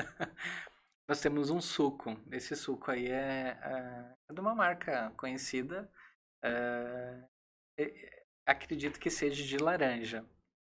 É de laranja? O diretor tá dizendo que é de laranja. Então... É laranja. Laranja, ouvi? É laranja. A voz do além. A voz do além. O diretor mirim e o diretor... Tem o diretor sênior e o diretor júnior. Tem que ter 3 júniores aqui, né? Muito bem, muito bem. Deixa eu ver se chegou alguma mensagem no meu WhatsApp. Ou ninguém quer participar. Se ninguém participar lá, ninguém mandar mensagem lá, a gente faz direto contigo. Medo. Manda mensagem, gente. Tá. Talvez o pessoal não entendeu, né? Como é que funciona também. Ou eles erraram o número. Tá, então... O número tá na tela ali? Tá? 993-750662. O pessoal manda a palavra-chave aquela... Manda a palavra pra mim no WhatsApp, nesse número aqui. Tá?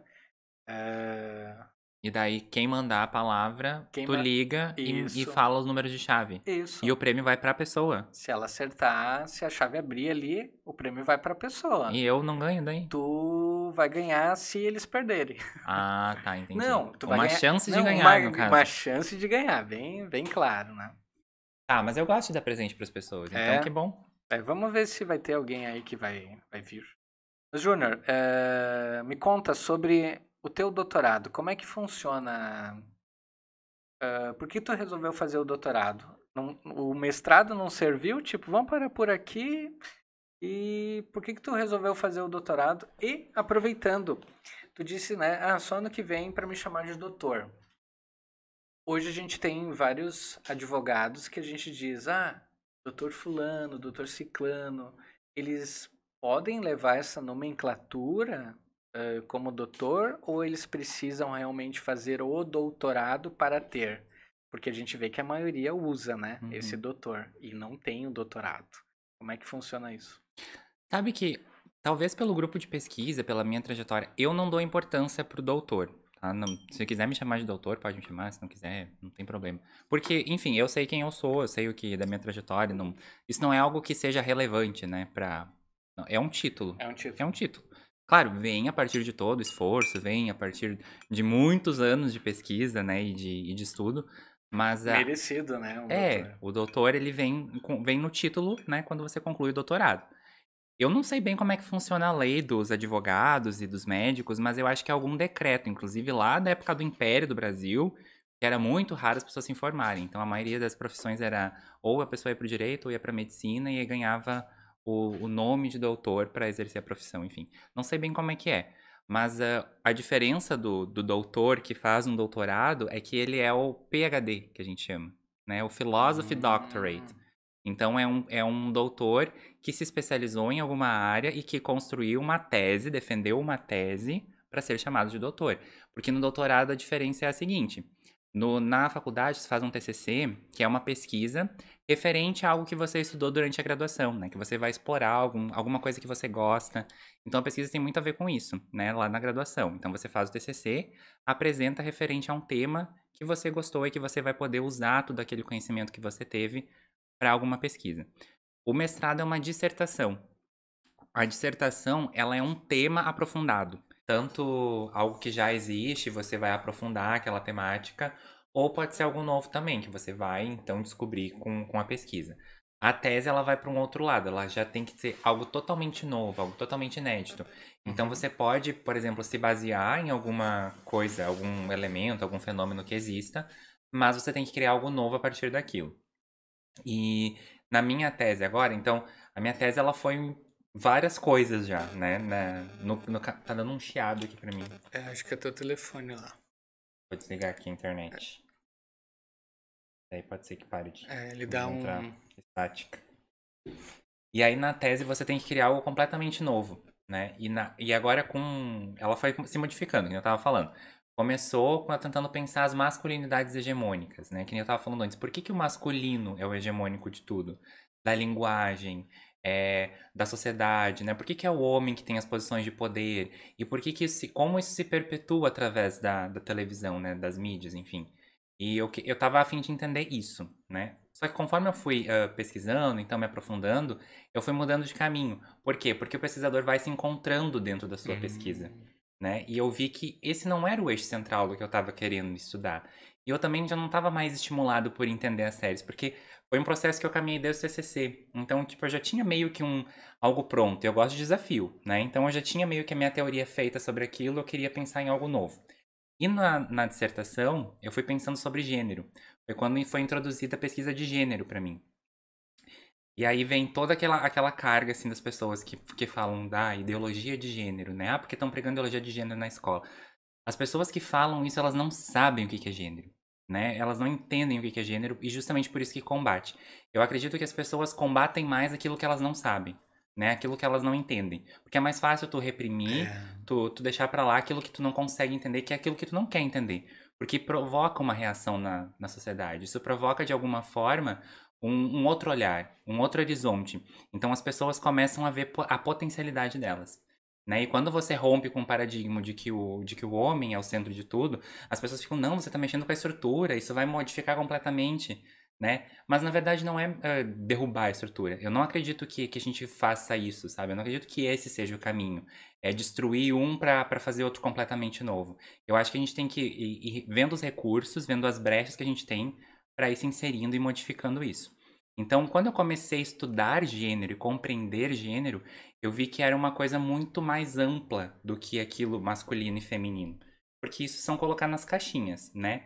E é justamente isso a ideologia de gênero. As pessoas acham que ideologia de gênero é aquilo, não. As pessoas estão pregando que pode ser viado, que tá tudo certo, menino usa roupa de menina, que menino pode brincar de boneca, que menina pode andar de carrinho. E não, isso é a ideologia de gênero. Isso que prega que a menina tem que usar rosa, que o menino tem que usar azul, isso é a ideologia de gênero. Então as pessoas nem sabem o que elas estão combatendo, né? Pra começar a conversa, né? Então, o gênero vai pensar todas essas possibilidades. É uma linguagem, uma forma de ver o mundo com outra lente, né? Uma lente mais inclusiva. Tem a polêmica do gênero neutro também, que é uma outra coisa que eu acho que é legal falar. As pessoas falam, por exemplo, por que estão trocando com E, né? Menino, meniná, meninê. Que tem essa questão de trocar o X, colocar um X ou colocar um E para ser inclusivo. E a gente não tá falando que isso vai mudar, porque nas normas da língua portuguesa não existe gênero neutro. Não, gente, não existe gênero neutro nas normas da língua portuguesa. E eu sei porque eu corrijo trabalhos, eu formato trabalho acadêmico como um extrinha, né? Enfim. Então eu faço esse tipo de correção. E não, o correto é dizer o menino e a menina, não meninas, né? Porque não existe essa palavra. Mas essa é uma forma de, na escrita, a gente incluir a todos, sem precisar dizer os meninos e as meninas. Menines, oi, vem cá, né? Chama no geral.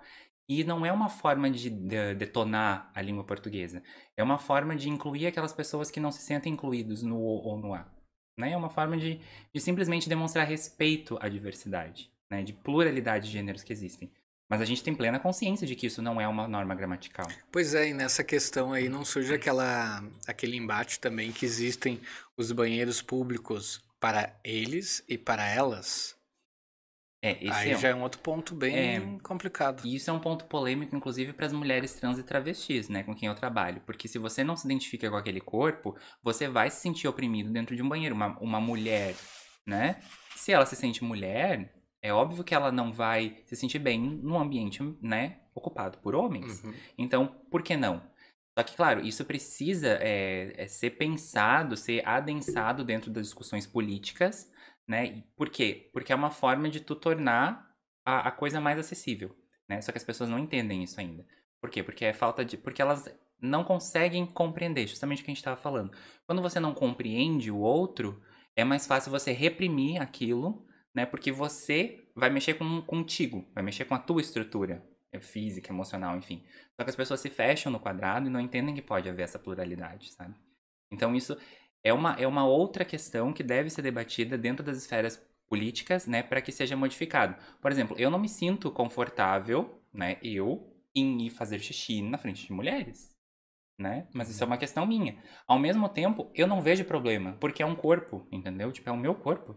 Se tu não sexualiza a coisa, não tem problema. O problema é que as pessoas sexualizam as coisas, né? E querem colocar nessa dimensão toda a pesquisa de gênero, que não tem só a ver com sexualidade. Isso dentro ali do teu doutorado, então tu trabalhou mais essa parte Do gênero. do gênero. Isso. Agora eu tô focando também na pesquisa de gênero justamente para isso, para entender esses fenômenos sociais e tentar lançar uma outra forma de olhar o mundo, né? Com esse olhar mais amplo, com esse olhar que é mais diverso, que não fecha na caixinha do masculino, do feminino, do binário que a gente chama, né? Que é um ou que é outro. Mas sim de entender as outras possibilidades que existem, né, dentro disso. Porque eu me identifico como um homem cisgênero. Cisgênero é a pessoa que se identifica com o corpo que nasceu, né? Eu nasci com um corpo masculino, com genitália masculina, e eu me identifico como homem cisgênero, homem cisgênero gay. A pessoa trans, ela vai se identificar com o gênero com o sexo com, digamos assim, uma outra forma, né? Ela não se reconhece com o corpo biológico que nasceu. Né? E sim com o oposto. Com o oposto, né? Ou com uma outra forma também, outra forma. que pode ser os gêneros não binários que a gente fala, né? Nem como mulher, nem como homem. Eu posso, por exemplo, gostar de cozinhar, que é uma tarefa atribuída historicamente às mulheres. Ou não. E isso não te faz ser menos homem ou mais homem, entende? Tipo, não, a gente não pode colocar tarefas ou atributos exclusivamente a um sexo. A gente não pode dizer que isso é coisa de homem, isso é coisa de mulher. Porque senão tu não vai fazer nada. Tipo, tu vai se fechar naquele teu quadradinho e tu não pode explorar a tua potencialidade, entende? Então você tem que ser quem você... Aquilo que tu gosta de fazer, aquilo que tu te expressa da forma como que tu é, né? E ser tu mesmo. Só que as pessoas não respeitam isso e, de certa forma, combatem. Por isso que o Brasil hoje é o país que mais mata mulheres travestis transexuais. Justamente porque reprime esse corpo, porque não entende esse corpo, né? E o que tu acha que precisa fazer para diminuir esses casos de mortes desse...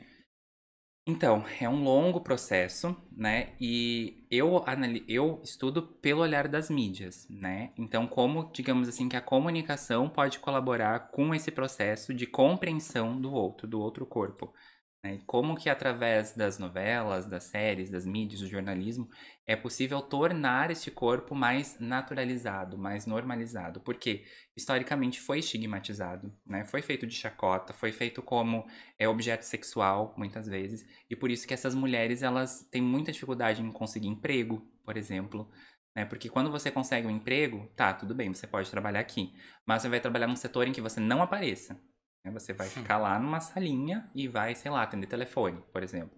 Ou se você vai aparecer, você vai, então, tirar a maquiagem, você vai botar uma roupa masculina, né? Que é considerada masculina, vai prender o cabelo e aí você pode trabalhar aqui. Só que assim, a pessoa não é quem ela é. E não é nenhuma questão de usar uma super maquiagem, tipo de super produzida. É uma questão de simplesmente usar a roupa com a qual você se sente bem, né? A gente não tá nem falando de uniforme aqui, né? Mas é simplesmente ser quem você é no seu ambiente de trabalho. E quando você não se adequa a isso, o que vai sobrar pra você? Ou você não é quem você é e trabalha, ou você vai pra rua, né? Porque é o lugar onde ainda tem trabalho. E pra você ver a hipocrisia da sociedade, né? Porque não te aceita pra te dar um emprego, mas te aceita pra pegar na prostituição. Então tem muitos caras assim que tipo a gente nem imagina que acabam utilizando o corpo das trans, usando realmente o corpo, né, mas que não aceitam elas em outros espaços, né? Quando eu comecei a pesquisa, eu ainda perguntei para uma das meninas que eu trabalho, com a Cleo, né, que se a gente tiver a oportunidade a gente traz aqui. E por que eu não vejo as mulheres trans nos ambientes onde eu frequento? Por que eu não vejo uma mulher trans na casa espírita que eu vou? Por que eu não vejo na faculdade? Por que eu nunca tive uma colega que se identificava como trans? Né? Porque esse corpo não é aceito socialmente. E porque as pessoas têm medo. Porque se você tem um dado de um país que mata tantas travestis transexuais, você vai ter medo de se expressar. Né? E qual é o espaço que sobra para você? E a pergunta é, como vive as trans? Então, Porque esse é um baita de um problema para elas, né? a maioria dos casos, e eu não vou generalizar, né? Porque existem exceções, claro. Uhum. Mas na maioria dos casos, elas acabam recorrendo à prostituição. Então, a maioria das meninas com quem eu conversei teve alguma experiência com a prostituição. Porque é onde é aceito. Porque onde é aceito, porque é onde sobra, né? E a questão financeira do sistema em que a gente vive, do capital, demanda que você tenha dinheiro para sobreviver, né? E agora na pandemia, por exemplo, muitas sofreram justamente por não ter o que comer. Porque se você não pode estar trabalhando na rua, né, suscetível ao vírus, você vai fazer o quê? Né? Você não tem para onde recorrer. Eu fui para São Paulo recentemente, inclusive quando tu me convidou para participar do podcast, eu estava lá em São Paulo, numa casa de acolhimento de meninas trans e travestis. E a maioria delas, assim, teve passagem ou pelo universo das drogas ou pela prostituição. Justamente porque quando se assume, quando assume esse corpo, né, que você se identifica e você quer ser essa pessoa que você é, que você sente que é, você é expulso de casa, né? E se não é da sua casa, você vai para casa de um parente, uma amiga, você quer contribuir de alguma forma. E se você não consegue nem contribuir com emprego, com salário, com renda, você acaba na rua. Então, tem muitas meninas trans travestis na rua, sem ter o que comer, sem ter onde dormir, sem ter como tomar banho, justamente pela falta de afeto, pela falta de entendimento, né? Eu, por exemplo, e aí eu consigo fazer muitos parâmetros com a minha vida. Quando eu me assumi gay na minha casa, eu fui aceito. Aceito, mas sempre tem a ressalva, porque você é construído, as pessoas te criam para você ser alguma coisa. Uhum. Aquilo que a sociedade espera que você seja. Se você nasceu num corpo de homem, a sociedade espera que você se comporte como um homem. Como um homem se comporta? Com a voz impostada, né, com a postura, né, daquele jeito, assim, conversando, gesticulando menos. Então, você não corresponde às expectativas da sociedade. Você é um ser estranho. Você é a pessoa diferente. Você é parte da diversidade. Então, isso faz com que você se reprima. E muitos se reprimem a tal ponto que você acaba vestindo aquilo. Aquilo é quem você é, mas você se tornou dessa forma por esse histórico, né? E imagina assim, se pra um menino gay, que é aceito em casa, porque eu fui aceito pela minha família, teve chororô, teve drama, teve aquela, tem certeza, mas tu já ficou com menina, como é que é isso, sabe? Querer entender, porque as pessoas não querem entender. Quando você se propõe a ouvir o que o outro tem, o que o outro sente, e assim, muitas vezes os pais sabem, porque nem a maior parte dos casos você diz assim, ah, eu sou gay. Primeiro que você tem que se assumir. Ninguém chega e diz, ah, eu sou hétero. Uhum. Aí eu gosto de menina. Ninguém fala isso. Então por que você tem que chegar e dizer, pai, eu gosto de menino? Porque isso ainda é um tabu. E a maioria dos casos, as pessoas dizem, ah, eu já sabia. Tá, mas se tu já sabia, por que que tu não me perguntou? Por que que tu não fez alguma Uhum. coisa? Se tu tava vendo que eu tava reprimindo aquilo, que eu tava sentindo aquela dor, por que que tu não veio e me questionou? O que que eu tô sentindo? Né? Por que que tu nunca se interessou por isso? Porque agora é fácil. Depois que eu me assumi, depois que eu passei Passou por por um. todo esse processo, por essa dor, eu me assumi, eu me aceitei. Agora eu posso falar isso. Mas por que que antes, quando eu tava sofrendo, ninguém quis me ajudar? Né? Então, esse é um ponto muito importante, digamos assim, na transição. E se é difícil pra alguém gay que veste todos os estereótipos do normativo, porque eu sei que eu sou normativo, eu sou branco, eu sou de classe média, eu tenho educação, eu fui pra faculdade, enfim. Então, pra mim, ocupar esses espaços ainda é mais fácil, né? E as pessoas acham que, tipo, ah, só porque é minha amiga ou porque me deu um emprego, tá dentro da diversidade, porque eu aceito o gay. Mas e a menina preta, trans? Por que que elas estão na rua se prostituindo? Né? Qual é a diferença entre nós? Não tem diferença entre nós. A diferença são as oportunidades que foram dadas. Uhum. Né? Quem é que chegou até aqui? E por que que chegou até aqui? Por isso que eu digo que as meninas com quem eu trabalho hoje, eu quero que elas estejam ocupando o espaço. Eu quero que elas sejam colegas de outros meninos gays na faculdade, de outros meninos héteros, que elas tenham essas oportunidades que elas não têm hoje. Porque elas saem da escola antes de conseguir completar o ensino fundamental. Justamente porque o preconceito é muito grande. Porque imagina o inferno que se cria na sua vida se você fica sendo chamado de viado, se as pessoas te ameaçam, se as pessoas te batem, te reprimem por você estar se expressando como você é. Então, isso é um problema muito grande. E lá o que eu percebo, que eu percebi e que eu percebo com as meninas daqui também, é que a falta de afeto te leva a buscar algo fora, né? Muitas recorreram às drogas em função disso, muitas se prendem a um relacionamento muito abusivo, inclusive de apanhar, de ser espancado em função de achar que não vão ser aceitas por outro. Então a primeira pessoa que aceita e que acolhe elas se dão, né? E isso não é só elas, né? Isso é um problema social. Tem muitas mulheres que também passam por isso em função do machismo, né? De aceitar apanhar do marido, de aceitar sofrer algo, justamente porque acha que não vai ser amada por outro, né? E porque os homens ainda detêm uma certa posição de poder. Então, são coisas que eu comecei a me questionar, né? Por que que essas mulheres não estão nos espaços que eu tô também? Né? E por que que elas estão na rua, de noite, num horário que as pessoas só circula quem realmente quer algo com elas, né? Uhum. E aí eu comecei a estudar, tipo, o que que a gente tem de lei para essas mulheres? O que que a gente tem de segurança? Né? O que que garante algo para elas? E muitas delas, justamente por não terem escolaridade, não sabem nem como acessar essas leis ou acessar os direitos. Hoje a gente não tem nenhum direito para pessoas LGBT. A gente tem direitos, desculpa. A gente não tem uma lei efetiva, né? Gays podem casar, mas não é uma lei, é uma jurisprudência. Alguém casou e abriu precedentes, porque lá na lei não diz que é um homem e uma mulher. Diz que, né, são duas pessoas. Então vocês podem casar porque lá está assim. Mas se vem um decreto e diz que é um homem e uma mulher, isso pode vir até do presidente, a gente não pode mais casar. Entende? Então não é uma segurança, não é uma estabilidade. Existe algum país que é, tem essa lei? Os Estados Unidos reconhecem, né, agora em todos os 50 estados. Então existem outros países. Eu não sei te listar agora Sim. todos eles, tá? Mas existem. No Brasil, a gente não tem essa segurança. A gente tem um precedente jurídico que permite, né, que a gente case.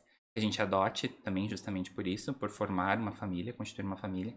Mas a gente ainda sente preconceito. E tu acha que a questão ali de não ter uma lei e tendo a lei diminuiria os casos de mortes de travestis e...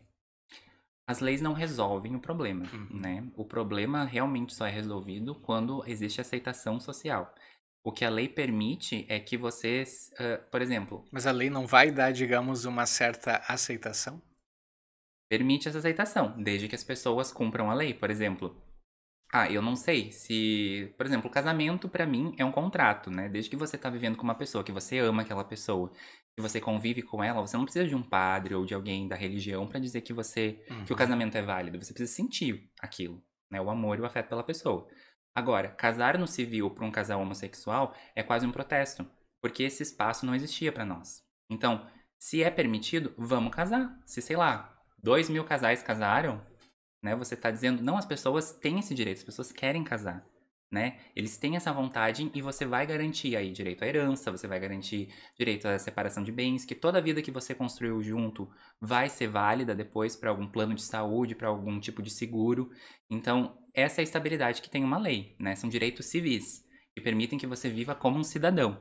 Então, a lei te permite ter esse tipo de convivência social, né? De você ser um cidadão de direitos, né? Porque cidadão todo mundo já é, né? Desde que nasce. Pelo menos espero que seja.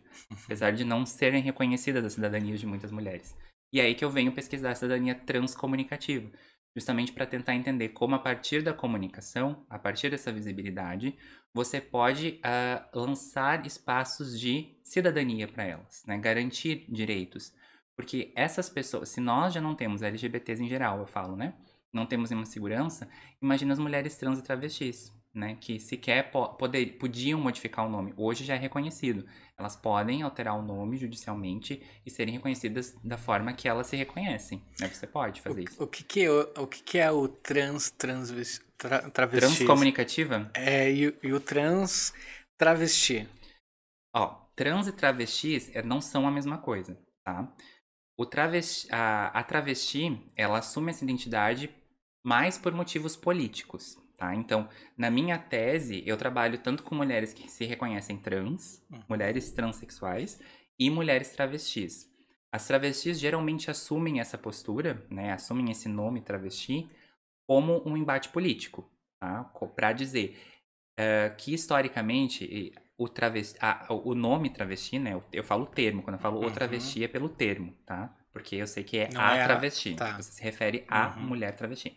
Mas o O termo termo. travesti, ele foi usado para chacota, ele foi usado para mulher que se vestia de homem ou para você discriminar alguém ou para você utilizar de preconceito contra alguém. A Então, mulher que se vestia de homem.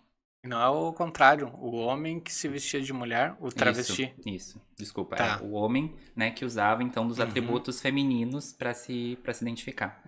Era usado como um termo para chacota. E hoje elas assumem esse termo para dizer, não, eu sou travesti mesmo, né? Pode me chamar de travesti, sou uma mulher travesti.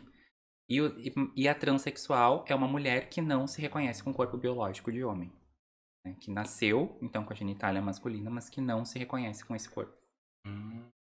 Entendi. Mas é basicamente assim, isso tem mais a ver com a distinção de luta, né? De embate político. Né? E existem diferenças, então você sempre tem que perguntar pra pessoa: você se reconhece trans ou você se reconhece travesti? Como você se reconhece? Né? E hoje, por exemplo, tu vai fazer um cadastro online, a gente percebe que dentro do próprio cadastro hoje existem muitas empresas que trabalham aquela homem, mulher e alguns casos ali tem outro, tipo nem tem determinado o gênero, né? Sim. O que tu me diz sobre essa mudança dessas empresas? Eles querem fazer uma certa inclusão dessas pessoas ou porque realmente elas reconhecem que existem, além do homem e da mulher, mais outros gêneros? Olha, isso teria que ver dentro do pensamento da empresa, né? Da própria organização da empresa. Mas isso, eu, na minha opinião, acredito que seria mais correto você perguntar como você se identifica. Deixa uma linha em branco pra pessoa escrever. Porque o homem.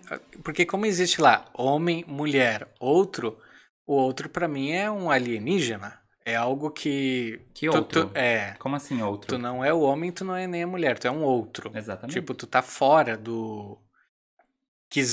Na minha percepção, quiseram melhorar e na minha percepção não melhorou. Sim. Deixou realmente de fora. O outro ali pra mim ficou esquisito, né? Mas é importante também dizer que eu não me reconheço como uma pessoa trans, né? Eu não sou uma pessoa trans. Então, é muito mais válido que essas pessoas falem por elas do que nós, né? A gente Sim. não tem esse esse direito nem essa propriedade, né? A gente não sentiu na pele o que que é. Você se olhar no espelho e você não se reconhecer com aquele corpo. Então isso é uma dor muito profunda que só diz respeito à pessoa. Por isso, o respeito é você dizer, você perguntar como você se identifica, né? É muito mais, digamos assim, correto, né? Você falar isso. Existe, tu conhece uma trans e também uma travesti que a gente conseguiria, digamos, trocar ideia com eles, enfim, trazer para cá e para eles também explicarem como é que é essa transição, até para o pessoal de casa conseguir entender melhor, né, como é que funciona todo esse processo, né, de transformação, né? Porque eu acredito que é uma transformação. Eles nascem e tendem a se transformar naquilo que realmente talvez sempre foram. Sim. Ficou meio confuso o que eu falei, mas eu acho que essas pessoas elas conseguem realmente entregar mais o que elas passaram, né? É você ser quem você é, na verdade, né? Você se expressar da forma como você sente que é. Tem outra forma. Na verdade, é muito simples, né? De você entender se você se propõe a realmente compreender o outro. Não, tá bem, você é assim e você tem os mesmos direitos do que eu, né? Você tem a mesma capacidade, a mesma competência, a mesma possibilidade de chegar aos mesmos espaços que eu cheguei. Mas é que quando a gente fala de um outro, a gente tem que tomar cuidado que não tem essa história de dar voz ao outro. O outro tem voz, ele pode falar. Você vai dar espaço para que o outro fale, então, por ele mesmo, né? E é por isso que o processo de escuta na pesquisa é muito importante. Porque o pesquisador ele não pode simplesmente dizer que a pessoa é tal coisa. Ele tem que dizer Ele quem que ele tem que é, falar. né? Não sou eu. Eu vou analisar, vou comparar os dados, vou ver o que isso me diz, né? E vou fazer a minha interpretação. Mas quem tem que me dizer é você, né? É quem está sendo entrevistado, quem está sendo perguntado. Perfeito. Esse é o trabalho de doutorado, então. Esse é o trabalho de doutorado. Encerra ano que vem. Como é que É. funciona aí esse encerramento? E o que acontece depois? Então, a gente tem 4 anos para fazer a pesquisa do doutorado, Tu né? tá no terceiro? Tô... Ou Eu dois comecei em em 2018. 2018? Março de 2018. A gente tem um período diferente, então eu comecei em março de 2018 e teria até março de 2022 para terminar, né? Então, março a março. E aí você tem as disciplinas do doutorado para fazer, você tem que participar de eventos, você tem que ter fluência em 2 idiomas e Tem tem que que ter fazer a influência prova em de... 2 idiomas. Não fluência, né? Na verdade é uma prova que você faz de proficiência, né? Uhum. Então você tem que ser proficiente, você tem que fazer a prova e se passou, tá tudo certo. Tu fala mais inglês ou espanhol? A mí me gusta más hablar el español, ¿no? Que el inglés. É mesmo? But I speak English too. Hum. Eu só, Gui. O Guilherme tá fazendo inglês. Really? Nice. Thunder. On Thunder? Okay. I'm a teacher at KNN. Speaking. Really? Yeah. You have studied at speaking? Okay. Good. Eu não entendi coisa nenhuma. É normal. É normal, é? Ok. Et j'ai pu parler en français aussi. S'il vous plaît. Ó, francês? Francesa. Atualmente eu leciono inglês, francês e espanhol. Na KNN Idiomas aqui de Sapiranga. Onde é que fica a KN? A KNN fica na João Correia, na esquina da Caixa. Tem uma casa ali de tijolo à vista, tem um muro Aham. azul.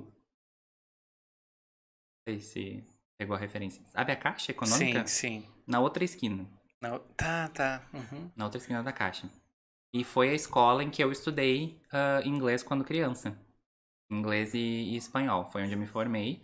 Era speaking, hoje é KNN. Show de bola. É fácil de aprender ou não?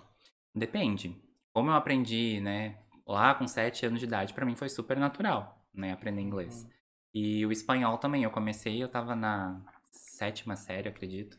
E você tem que gostar, na verdade, né? A minha irmã tá estudando inglês, mas ela, assim, né, ela não é o que ela quer, ela não gosta muito. Então, se você gosta, já ajuda bastante, né? Se gostar é primordial. E se disser assim, mano, agora eu vou falar contigo só em inglês, tipo, quer... Ela fala inglês, ela fala bem, assim. É? Mas ela tem preguiça, assim. Ah, ela tem preguiça. Mas será que talvez seja por causa de... Não quer mesmo, né? E o francês eu fiz porque eu sempre quis, né? Porque eu tinha vontade de aprender Francês francês. é elegante, né? E aí eu aprendi na Unicinos. Me inscrevi na Unicinos. No meu 2º ano do mestrado, eu entrei no francês. Tá, na próxima vez que tu vir aqui, a gente vai falar só em inglês, tá? Ok. That's not a problem. Daqui acho que uns 10 anos. E aí você quando coloca eu a legenda fizer- em toda a entrevista. É legenda em toda entrevista. Perfeito. O que a gente não falou que faltou? Não sei o que, Não sabe? Tá. que você tá afim de saber ainda de mim. Ih, tem muita coisa, mas Eita. vamos deixar para o próximo episódio. Tá bom, então. Tá? Vamos fazer a brincadeira, vamos ver se não foram dormir. Né? Já pensou? Deu uma panezinha Deu uma ali, pane né? ali O e povo correu. eu tenho aqui um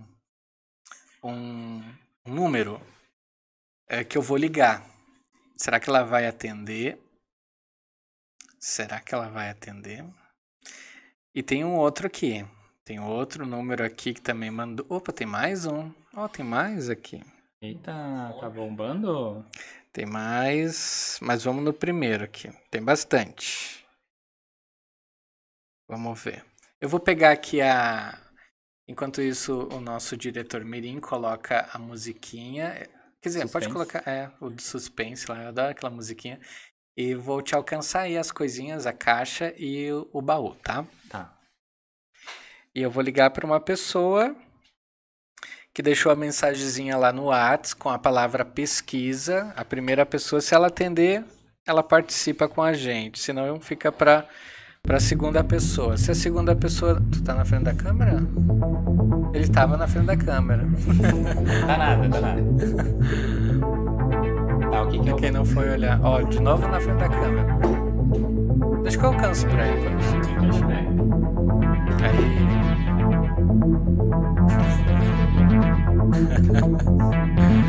Acontece. Ao vivo é assim. Vamos ligar pra essa primeira pessoa. Essa primeira pessoa acho que tu conhece. Vamos ver se ela vai atender, né? Tô me sentindo no programa da Galisteu aqui. Tipo uma coisa assim, né? Ah, não sei, não olha. Charlie. Não olha. Que tinha que perguntar como vai Galisteu. Nossa, eu tô velho, gente. Só por essa aí.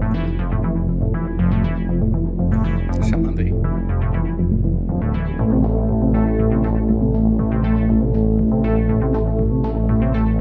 Alô? Entendeu? Alô? Alô?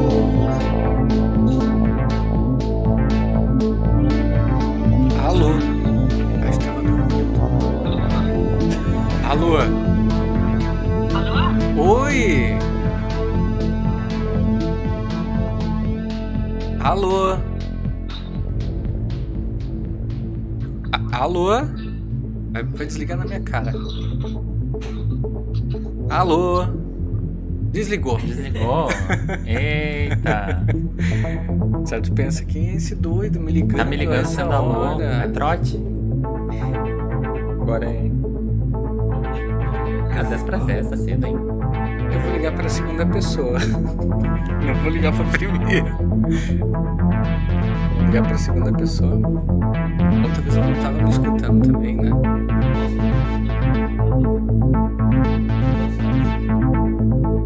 Alô? Alô, quem fala? É o Vinícius? Ô Vinícius, boa noite. É o Júnior. É o Júnior e o Júnior do Cafezinho Podcast, tudo bem? Tudo bem. Recebemos aqui uma mensagem com a palavra pesquisa e tu foi o segundo número que a gente recebeu e estamos aqui para ver se tu quer participar. Sim, participo sim. Muito bem. A gente tentou um outro número atendeu, acho que achou que era trote e a gente desligou. A gente desligou não, a pessoa desligou. Tu não tá ouvindo? Ah, sim. Agora tô. Tô ouvindo? Não, eu não tava ouvindo. O Júnior aqui não tava ouvindo, o outro Júnior. Ah, Tá muito alto o som aí? Não, agora tá bom. Muito bem, Júnior. Vamos ver se tu consegue. Não sei se tu tá acompanhando a gente ao vivo ou não. Tu tá no celular. Ou se tu colocou na televisão. Como é que tá aí? Só pelo. eu tô no celular. No celular. Perfeito. Olha só, nós temos uma caixa. Agora o Júnior vai pegar ali. Na caixa nós temos uma caixa com 10 chaves, tá? Tu pode escolher dois números de 1 a 10. Tá. Qual número tu escolhe? De 1 a 10, dois números. Pode ser o número 7 O 7 e o número 2. e o número 2. Muito bem. A caixinha. Vou deixar aqui. Isso. Agora o Júnior vai pegar o baú. Vira o baú pro outro lado agora, Júnior. Pro outro lado. Pro teu lado. Pode virar mais pro teu lado. Vira ele bem assim, ó. Vira mais. Aí, pega na câmera lá, aquela lá. Tá aparecendo? Tá. Tá muito escuro lá? Muito escuro. Tenta lá trocar. Vai tentar iluminar lá. Vini, tu fala da onde? Sapiranga. Nem conheço o Vinícius. Quem é Tu não conhece o Vinícius? Ele não conhece você, Júnior. O que tu me diz sobre Ele isso? não me conhece. Tá bom, Quem é a gente esse? Vai conversar depois. Vai apanhar quando chegar em Vai casa. apanhar. Vamos ver se ele consegue trocar lá. Essa iluminação tá bem. Vamos ver se tu vai ter sorte, Júnior. Por que tu escolheu o 2 e por que tu escolheu o 7? Vini, né? Não sei. Vini, eu falei. Eu acho que 7. Eu fiquei pensando, mas ele É pra ti mesmo, Vini. 7, eu não sei. O 7 é o número da perfeição, né? Eu gosto muito do número 7. Ela é perfeita, né? Aham. O número 7 tu gosta. E o número 2 porque... Não sei, porque ele é um número par, né? Eu acho que eu... Sei lá, eu gosto de números pares. Perfeito. Virginiano, ele. Ok. Muito bem, Vinícius. O Vinícius. Vamos tentar a chave. Tu quer a primeira a 2 ou a 7? Pode ser a primeira 2. A 2. Tenta colocar 2 ali. Vamos ver se vai entrar. Entrou a chave? E tenta girar. Vamos ver se ele vai girar. Não girou a 2, então não abriu a 2. Vamos então para a próxima. Vamos para 7. Vamos para 7. Entrou. Opa, a chave entrou no cadeado, Mas não girou. mas não girou também.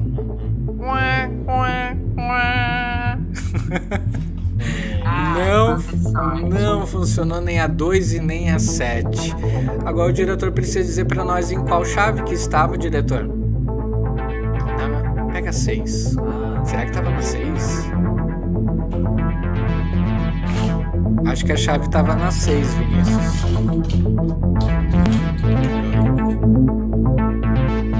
Será que estava na 6? Vamos ver se vai abrir a 6. Abri a 6, Vinícius. Pode fechar. Por um. Perfeito, Vini. Obrigado pela tua participação, tá bom? Agora torce aí pelo Júnior para tentar abrir o cadeado aqui, tá? Tá bom. Valeu, obrigado. Valeu, tchau. Tchau, Vini. Beijo. Desligou rapidinho.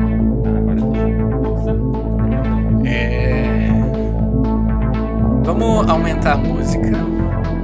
Tem que colocar um suspense aí. Nem tanto, né? E vamos ver se o Júnior tem prática no molho de chave. Quer que eu guarde essas? Pode colocar dentro da caixinha, né? Por gentileza. Aí. Muito bem, eu vou colocar 60 segundos aqui, tá? Para ver se você vai ter aí uma sorte, uma habilidade. Acho que tu vai ter que deixar só mais pro teu lado, isso. Até se quiser colocar mais aqui, tirar a xícara, se tu achar, ou sentar mais pro lado. Não, tá bom aqui. Fica bom assim. Depois não diga que a forma de como tava difícil de girar a chave, tá? Vou colocar o cronômetro aqui, 60 segundos. Eu quero muito. Eu vou te alcançar a chave. Então começa a contar antes. Prepara. 1, 2, 3, valendo! 1 minuto pro Júnior. O Júnior Melo. O ruim é que eu não consigo enxergar lá o que ele tá fazendo. 50 segundos. Já passou 10 segundos. Não acredito! 10, acho que deu 10 segundos. Sou recordista. Uau, recorde. Recordista. Hã? Menos 10 segundos, 10 segundos. Não, acho que deu 10 segundos ali. Posso ir pras Olimpíadas? Pode abrir, ver o que tu ganhou aí. Um papel. Olha, gente, uma folha que eu fiz. Já que gosta muito de estudar, tem uma folha. Olha, várias cápsulas. Cápsulas de café pra ti. Café Ananias, tá? Show de bola. Obrigado. Obrigado por ter participado da brincadeira. Vamos fazer um... Eu faço sempre... Pode ligar a música agora aí que... Vamos fazer o... Estamos chegando no encerramento. Quero fazer aquele ping-pong, já que tu disse que... Não sei se a Galisteu fazia isso, mas... Não, a Gabi. A Gabi... Marília Gabriela. Ah... e a... Não esse. Antes tu mencionou da Ah, Galisteu. sim. Não, a né? Galisteu tinha um negócio de arroz que você tinha que descobrir quantos grãos de arroz tinha no vidro, aí você ganhava um prêmio, era um negócio assim. Nossa, quantos grãos de arroz Isso, tinha que... e aí quando como é que você- contava isso? Você tinha que ir por lógica, assim, né? Tipo, olhar e você chutar. Ah, é? Deve ser isso. Ah, Mas aí tinha que atender o telefone e dizer, como vai, Galisteu? Não podia dizer alô. Ah, sim. A gente começou com umas que tinha que dizer assim, alô cafezinho, alguma coisa assim também. Mas a gente não criou meio que um padrão, né? Sim. Mas a gente tá vindo com um padrão agora para setembro, para todo esse mês de agosto aí, tudo que aconteceu para não acontecer. É um período de teste. É um período né? de teste, exatamente. Esse quem faz realmente, a Gabriela faz esse ping-pong. Mas eu lembro a Xuxa também fazia um É? ping-pong. Não lembro. Ela tinha... não é da tua idade.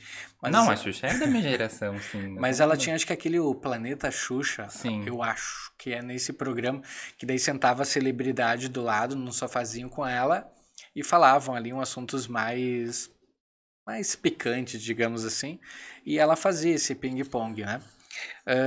Mas eu acho bem interessante as respostas, para conseguir entender um pouquinho mais da cabeça do convidado, porque tem muita coisa que pode vir à mente e só pode dizer uma palavra, tá? Família. Nossa, deu branco assim já de cara. A primeira. Não, mas acho que é amor. Vida. Tudo. Trabalho. Importante. Amor. Responsabilidade. Política. Fundamental. Ídolo. Se eu disser Jesus vai ser meio clichê, né? Mas é. Mas é... Cor. Azul. Um número. 22. Um dia. Geral, assim, de qualquer Um dia. Ou número. O que vem na tua mente? Sei lá, sábado. Café. Bom. Pior defeito de uma pessoa.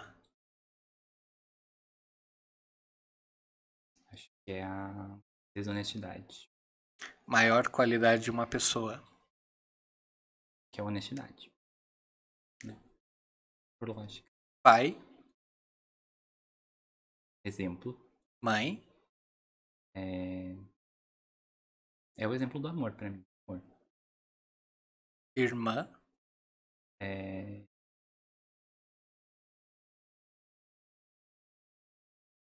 Vai apanhar em casa. Não, é porque é tudo amor. Tudo que me vem, assim, é amor. Mas eu acho que pode ser parceria. Doutorado. Difícil. Estudo. Eu. E... Júnior. Único. Perfeito. Viu? Achou fácil? Um pouquinho Não, é difícil. difícil. Difícil? É. Muito bem, muito bem. Quero agradecer imensamente por ter aceito o meu convite para vir trazer bastante informação, né? Bastante, realmente tem palavras ali que depois eu vou pesquisar no Google para tentar descobrir. Eu vou ter que rever e pensar, gente, será que eu falei bobagem, né? Eu vou dar uma pesquisada ali. Vou usar aquela palavra, né, chave, que é a pesquisa, né, pesquisar mais. E fica o convite para o próximo, para a gente trazer ali alguma... Vou convidar, sim. Alguma fazer pessoa isso, porque eu acho que é bacana. importante, né? Show. Quero agradecer o pessoal que está em casa, o pessoal que está no trabalho, o pessoal que está ouvindo no Spotify, o pessoal que está no YouTube, no Facebook. Nosso muito agradecimento. Também agradeço aos nossos parceiros Café Ananias, Ponto do Pastel, Padaria Maravilha, Camilo Autoelétrica, Chaveiro Nelson, Vieira Revestimentos e Piscinas e Dom Zé Alimentos. Agradeço a minha equipe, muito obrigado por vocês estarem comigo. A gente não faz nada, como é que se diz, sozinho, né? Hoje eles trabalharam. Hoje eles trabalharam, se puxaram, prepararam aí a nossa mesa, vários produtos aí da Padaria Maravilha, também tivemos aí Dom Zé Alimentos. E mais uma vez, realmente, obrigado por ter aceito o nosso convite. Eu que agradeço esse espaço, o convite, né? Nossa convivência, poder falar um pouquinho aí da pesquisa, trazer um pouquinho mais de informação. Eu acho que a gente só constrói conhecimento junto, né? Eu acho que todas as pessoas são fundamentais, né? Por isso que é tão importante a gente escutar o outro, a gente conversar, ver vários pontos de vista, né? Não se fechar a uma única ideia, uma única teoria, ou ser só aquilo, né? Acho que a gente tem que se abrir para essa pluralidade de pensamento. E acho que esse é o espaço, né? Porque tanta gente diferente que a gente traz, que a gente conversa, e é assim que a gente constrói, né? O nosso olhar sobre a diversidade de pessoas, a diversidade de opiniões. Eu acho que isso que forma a nossa sociedade, né? O respeito a todas elas e a escuta, né? Porque eu acho que a gente precisa escutar mais as pessoas. Muito. Que essa é a base do afeto e da empatia também, né? Perfeito. Obrigado. Obrigado a todos que nos acompanharam e até o próximo episódio. Tchau, tchau.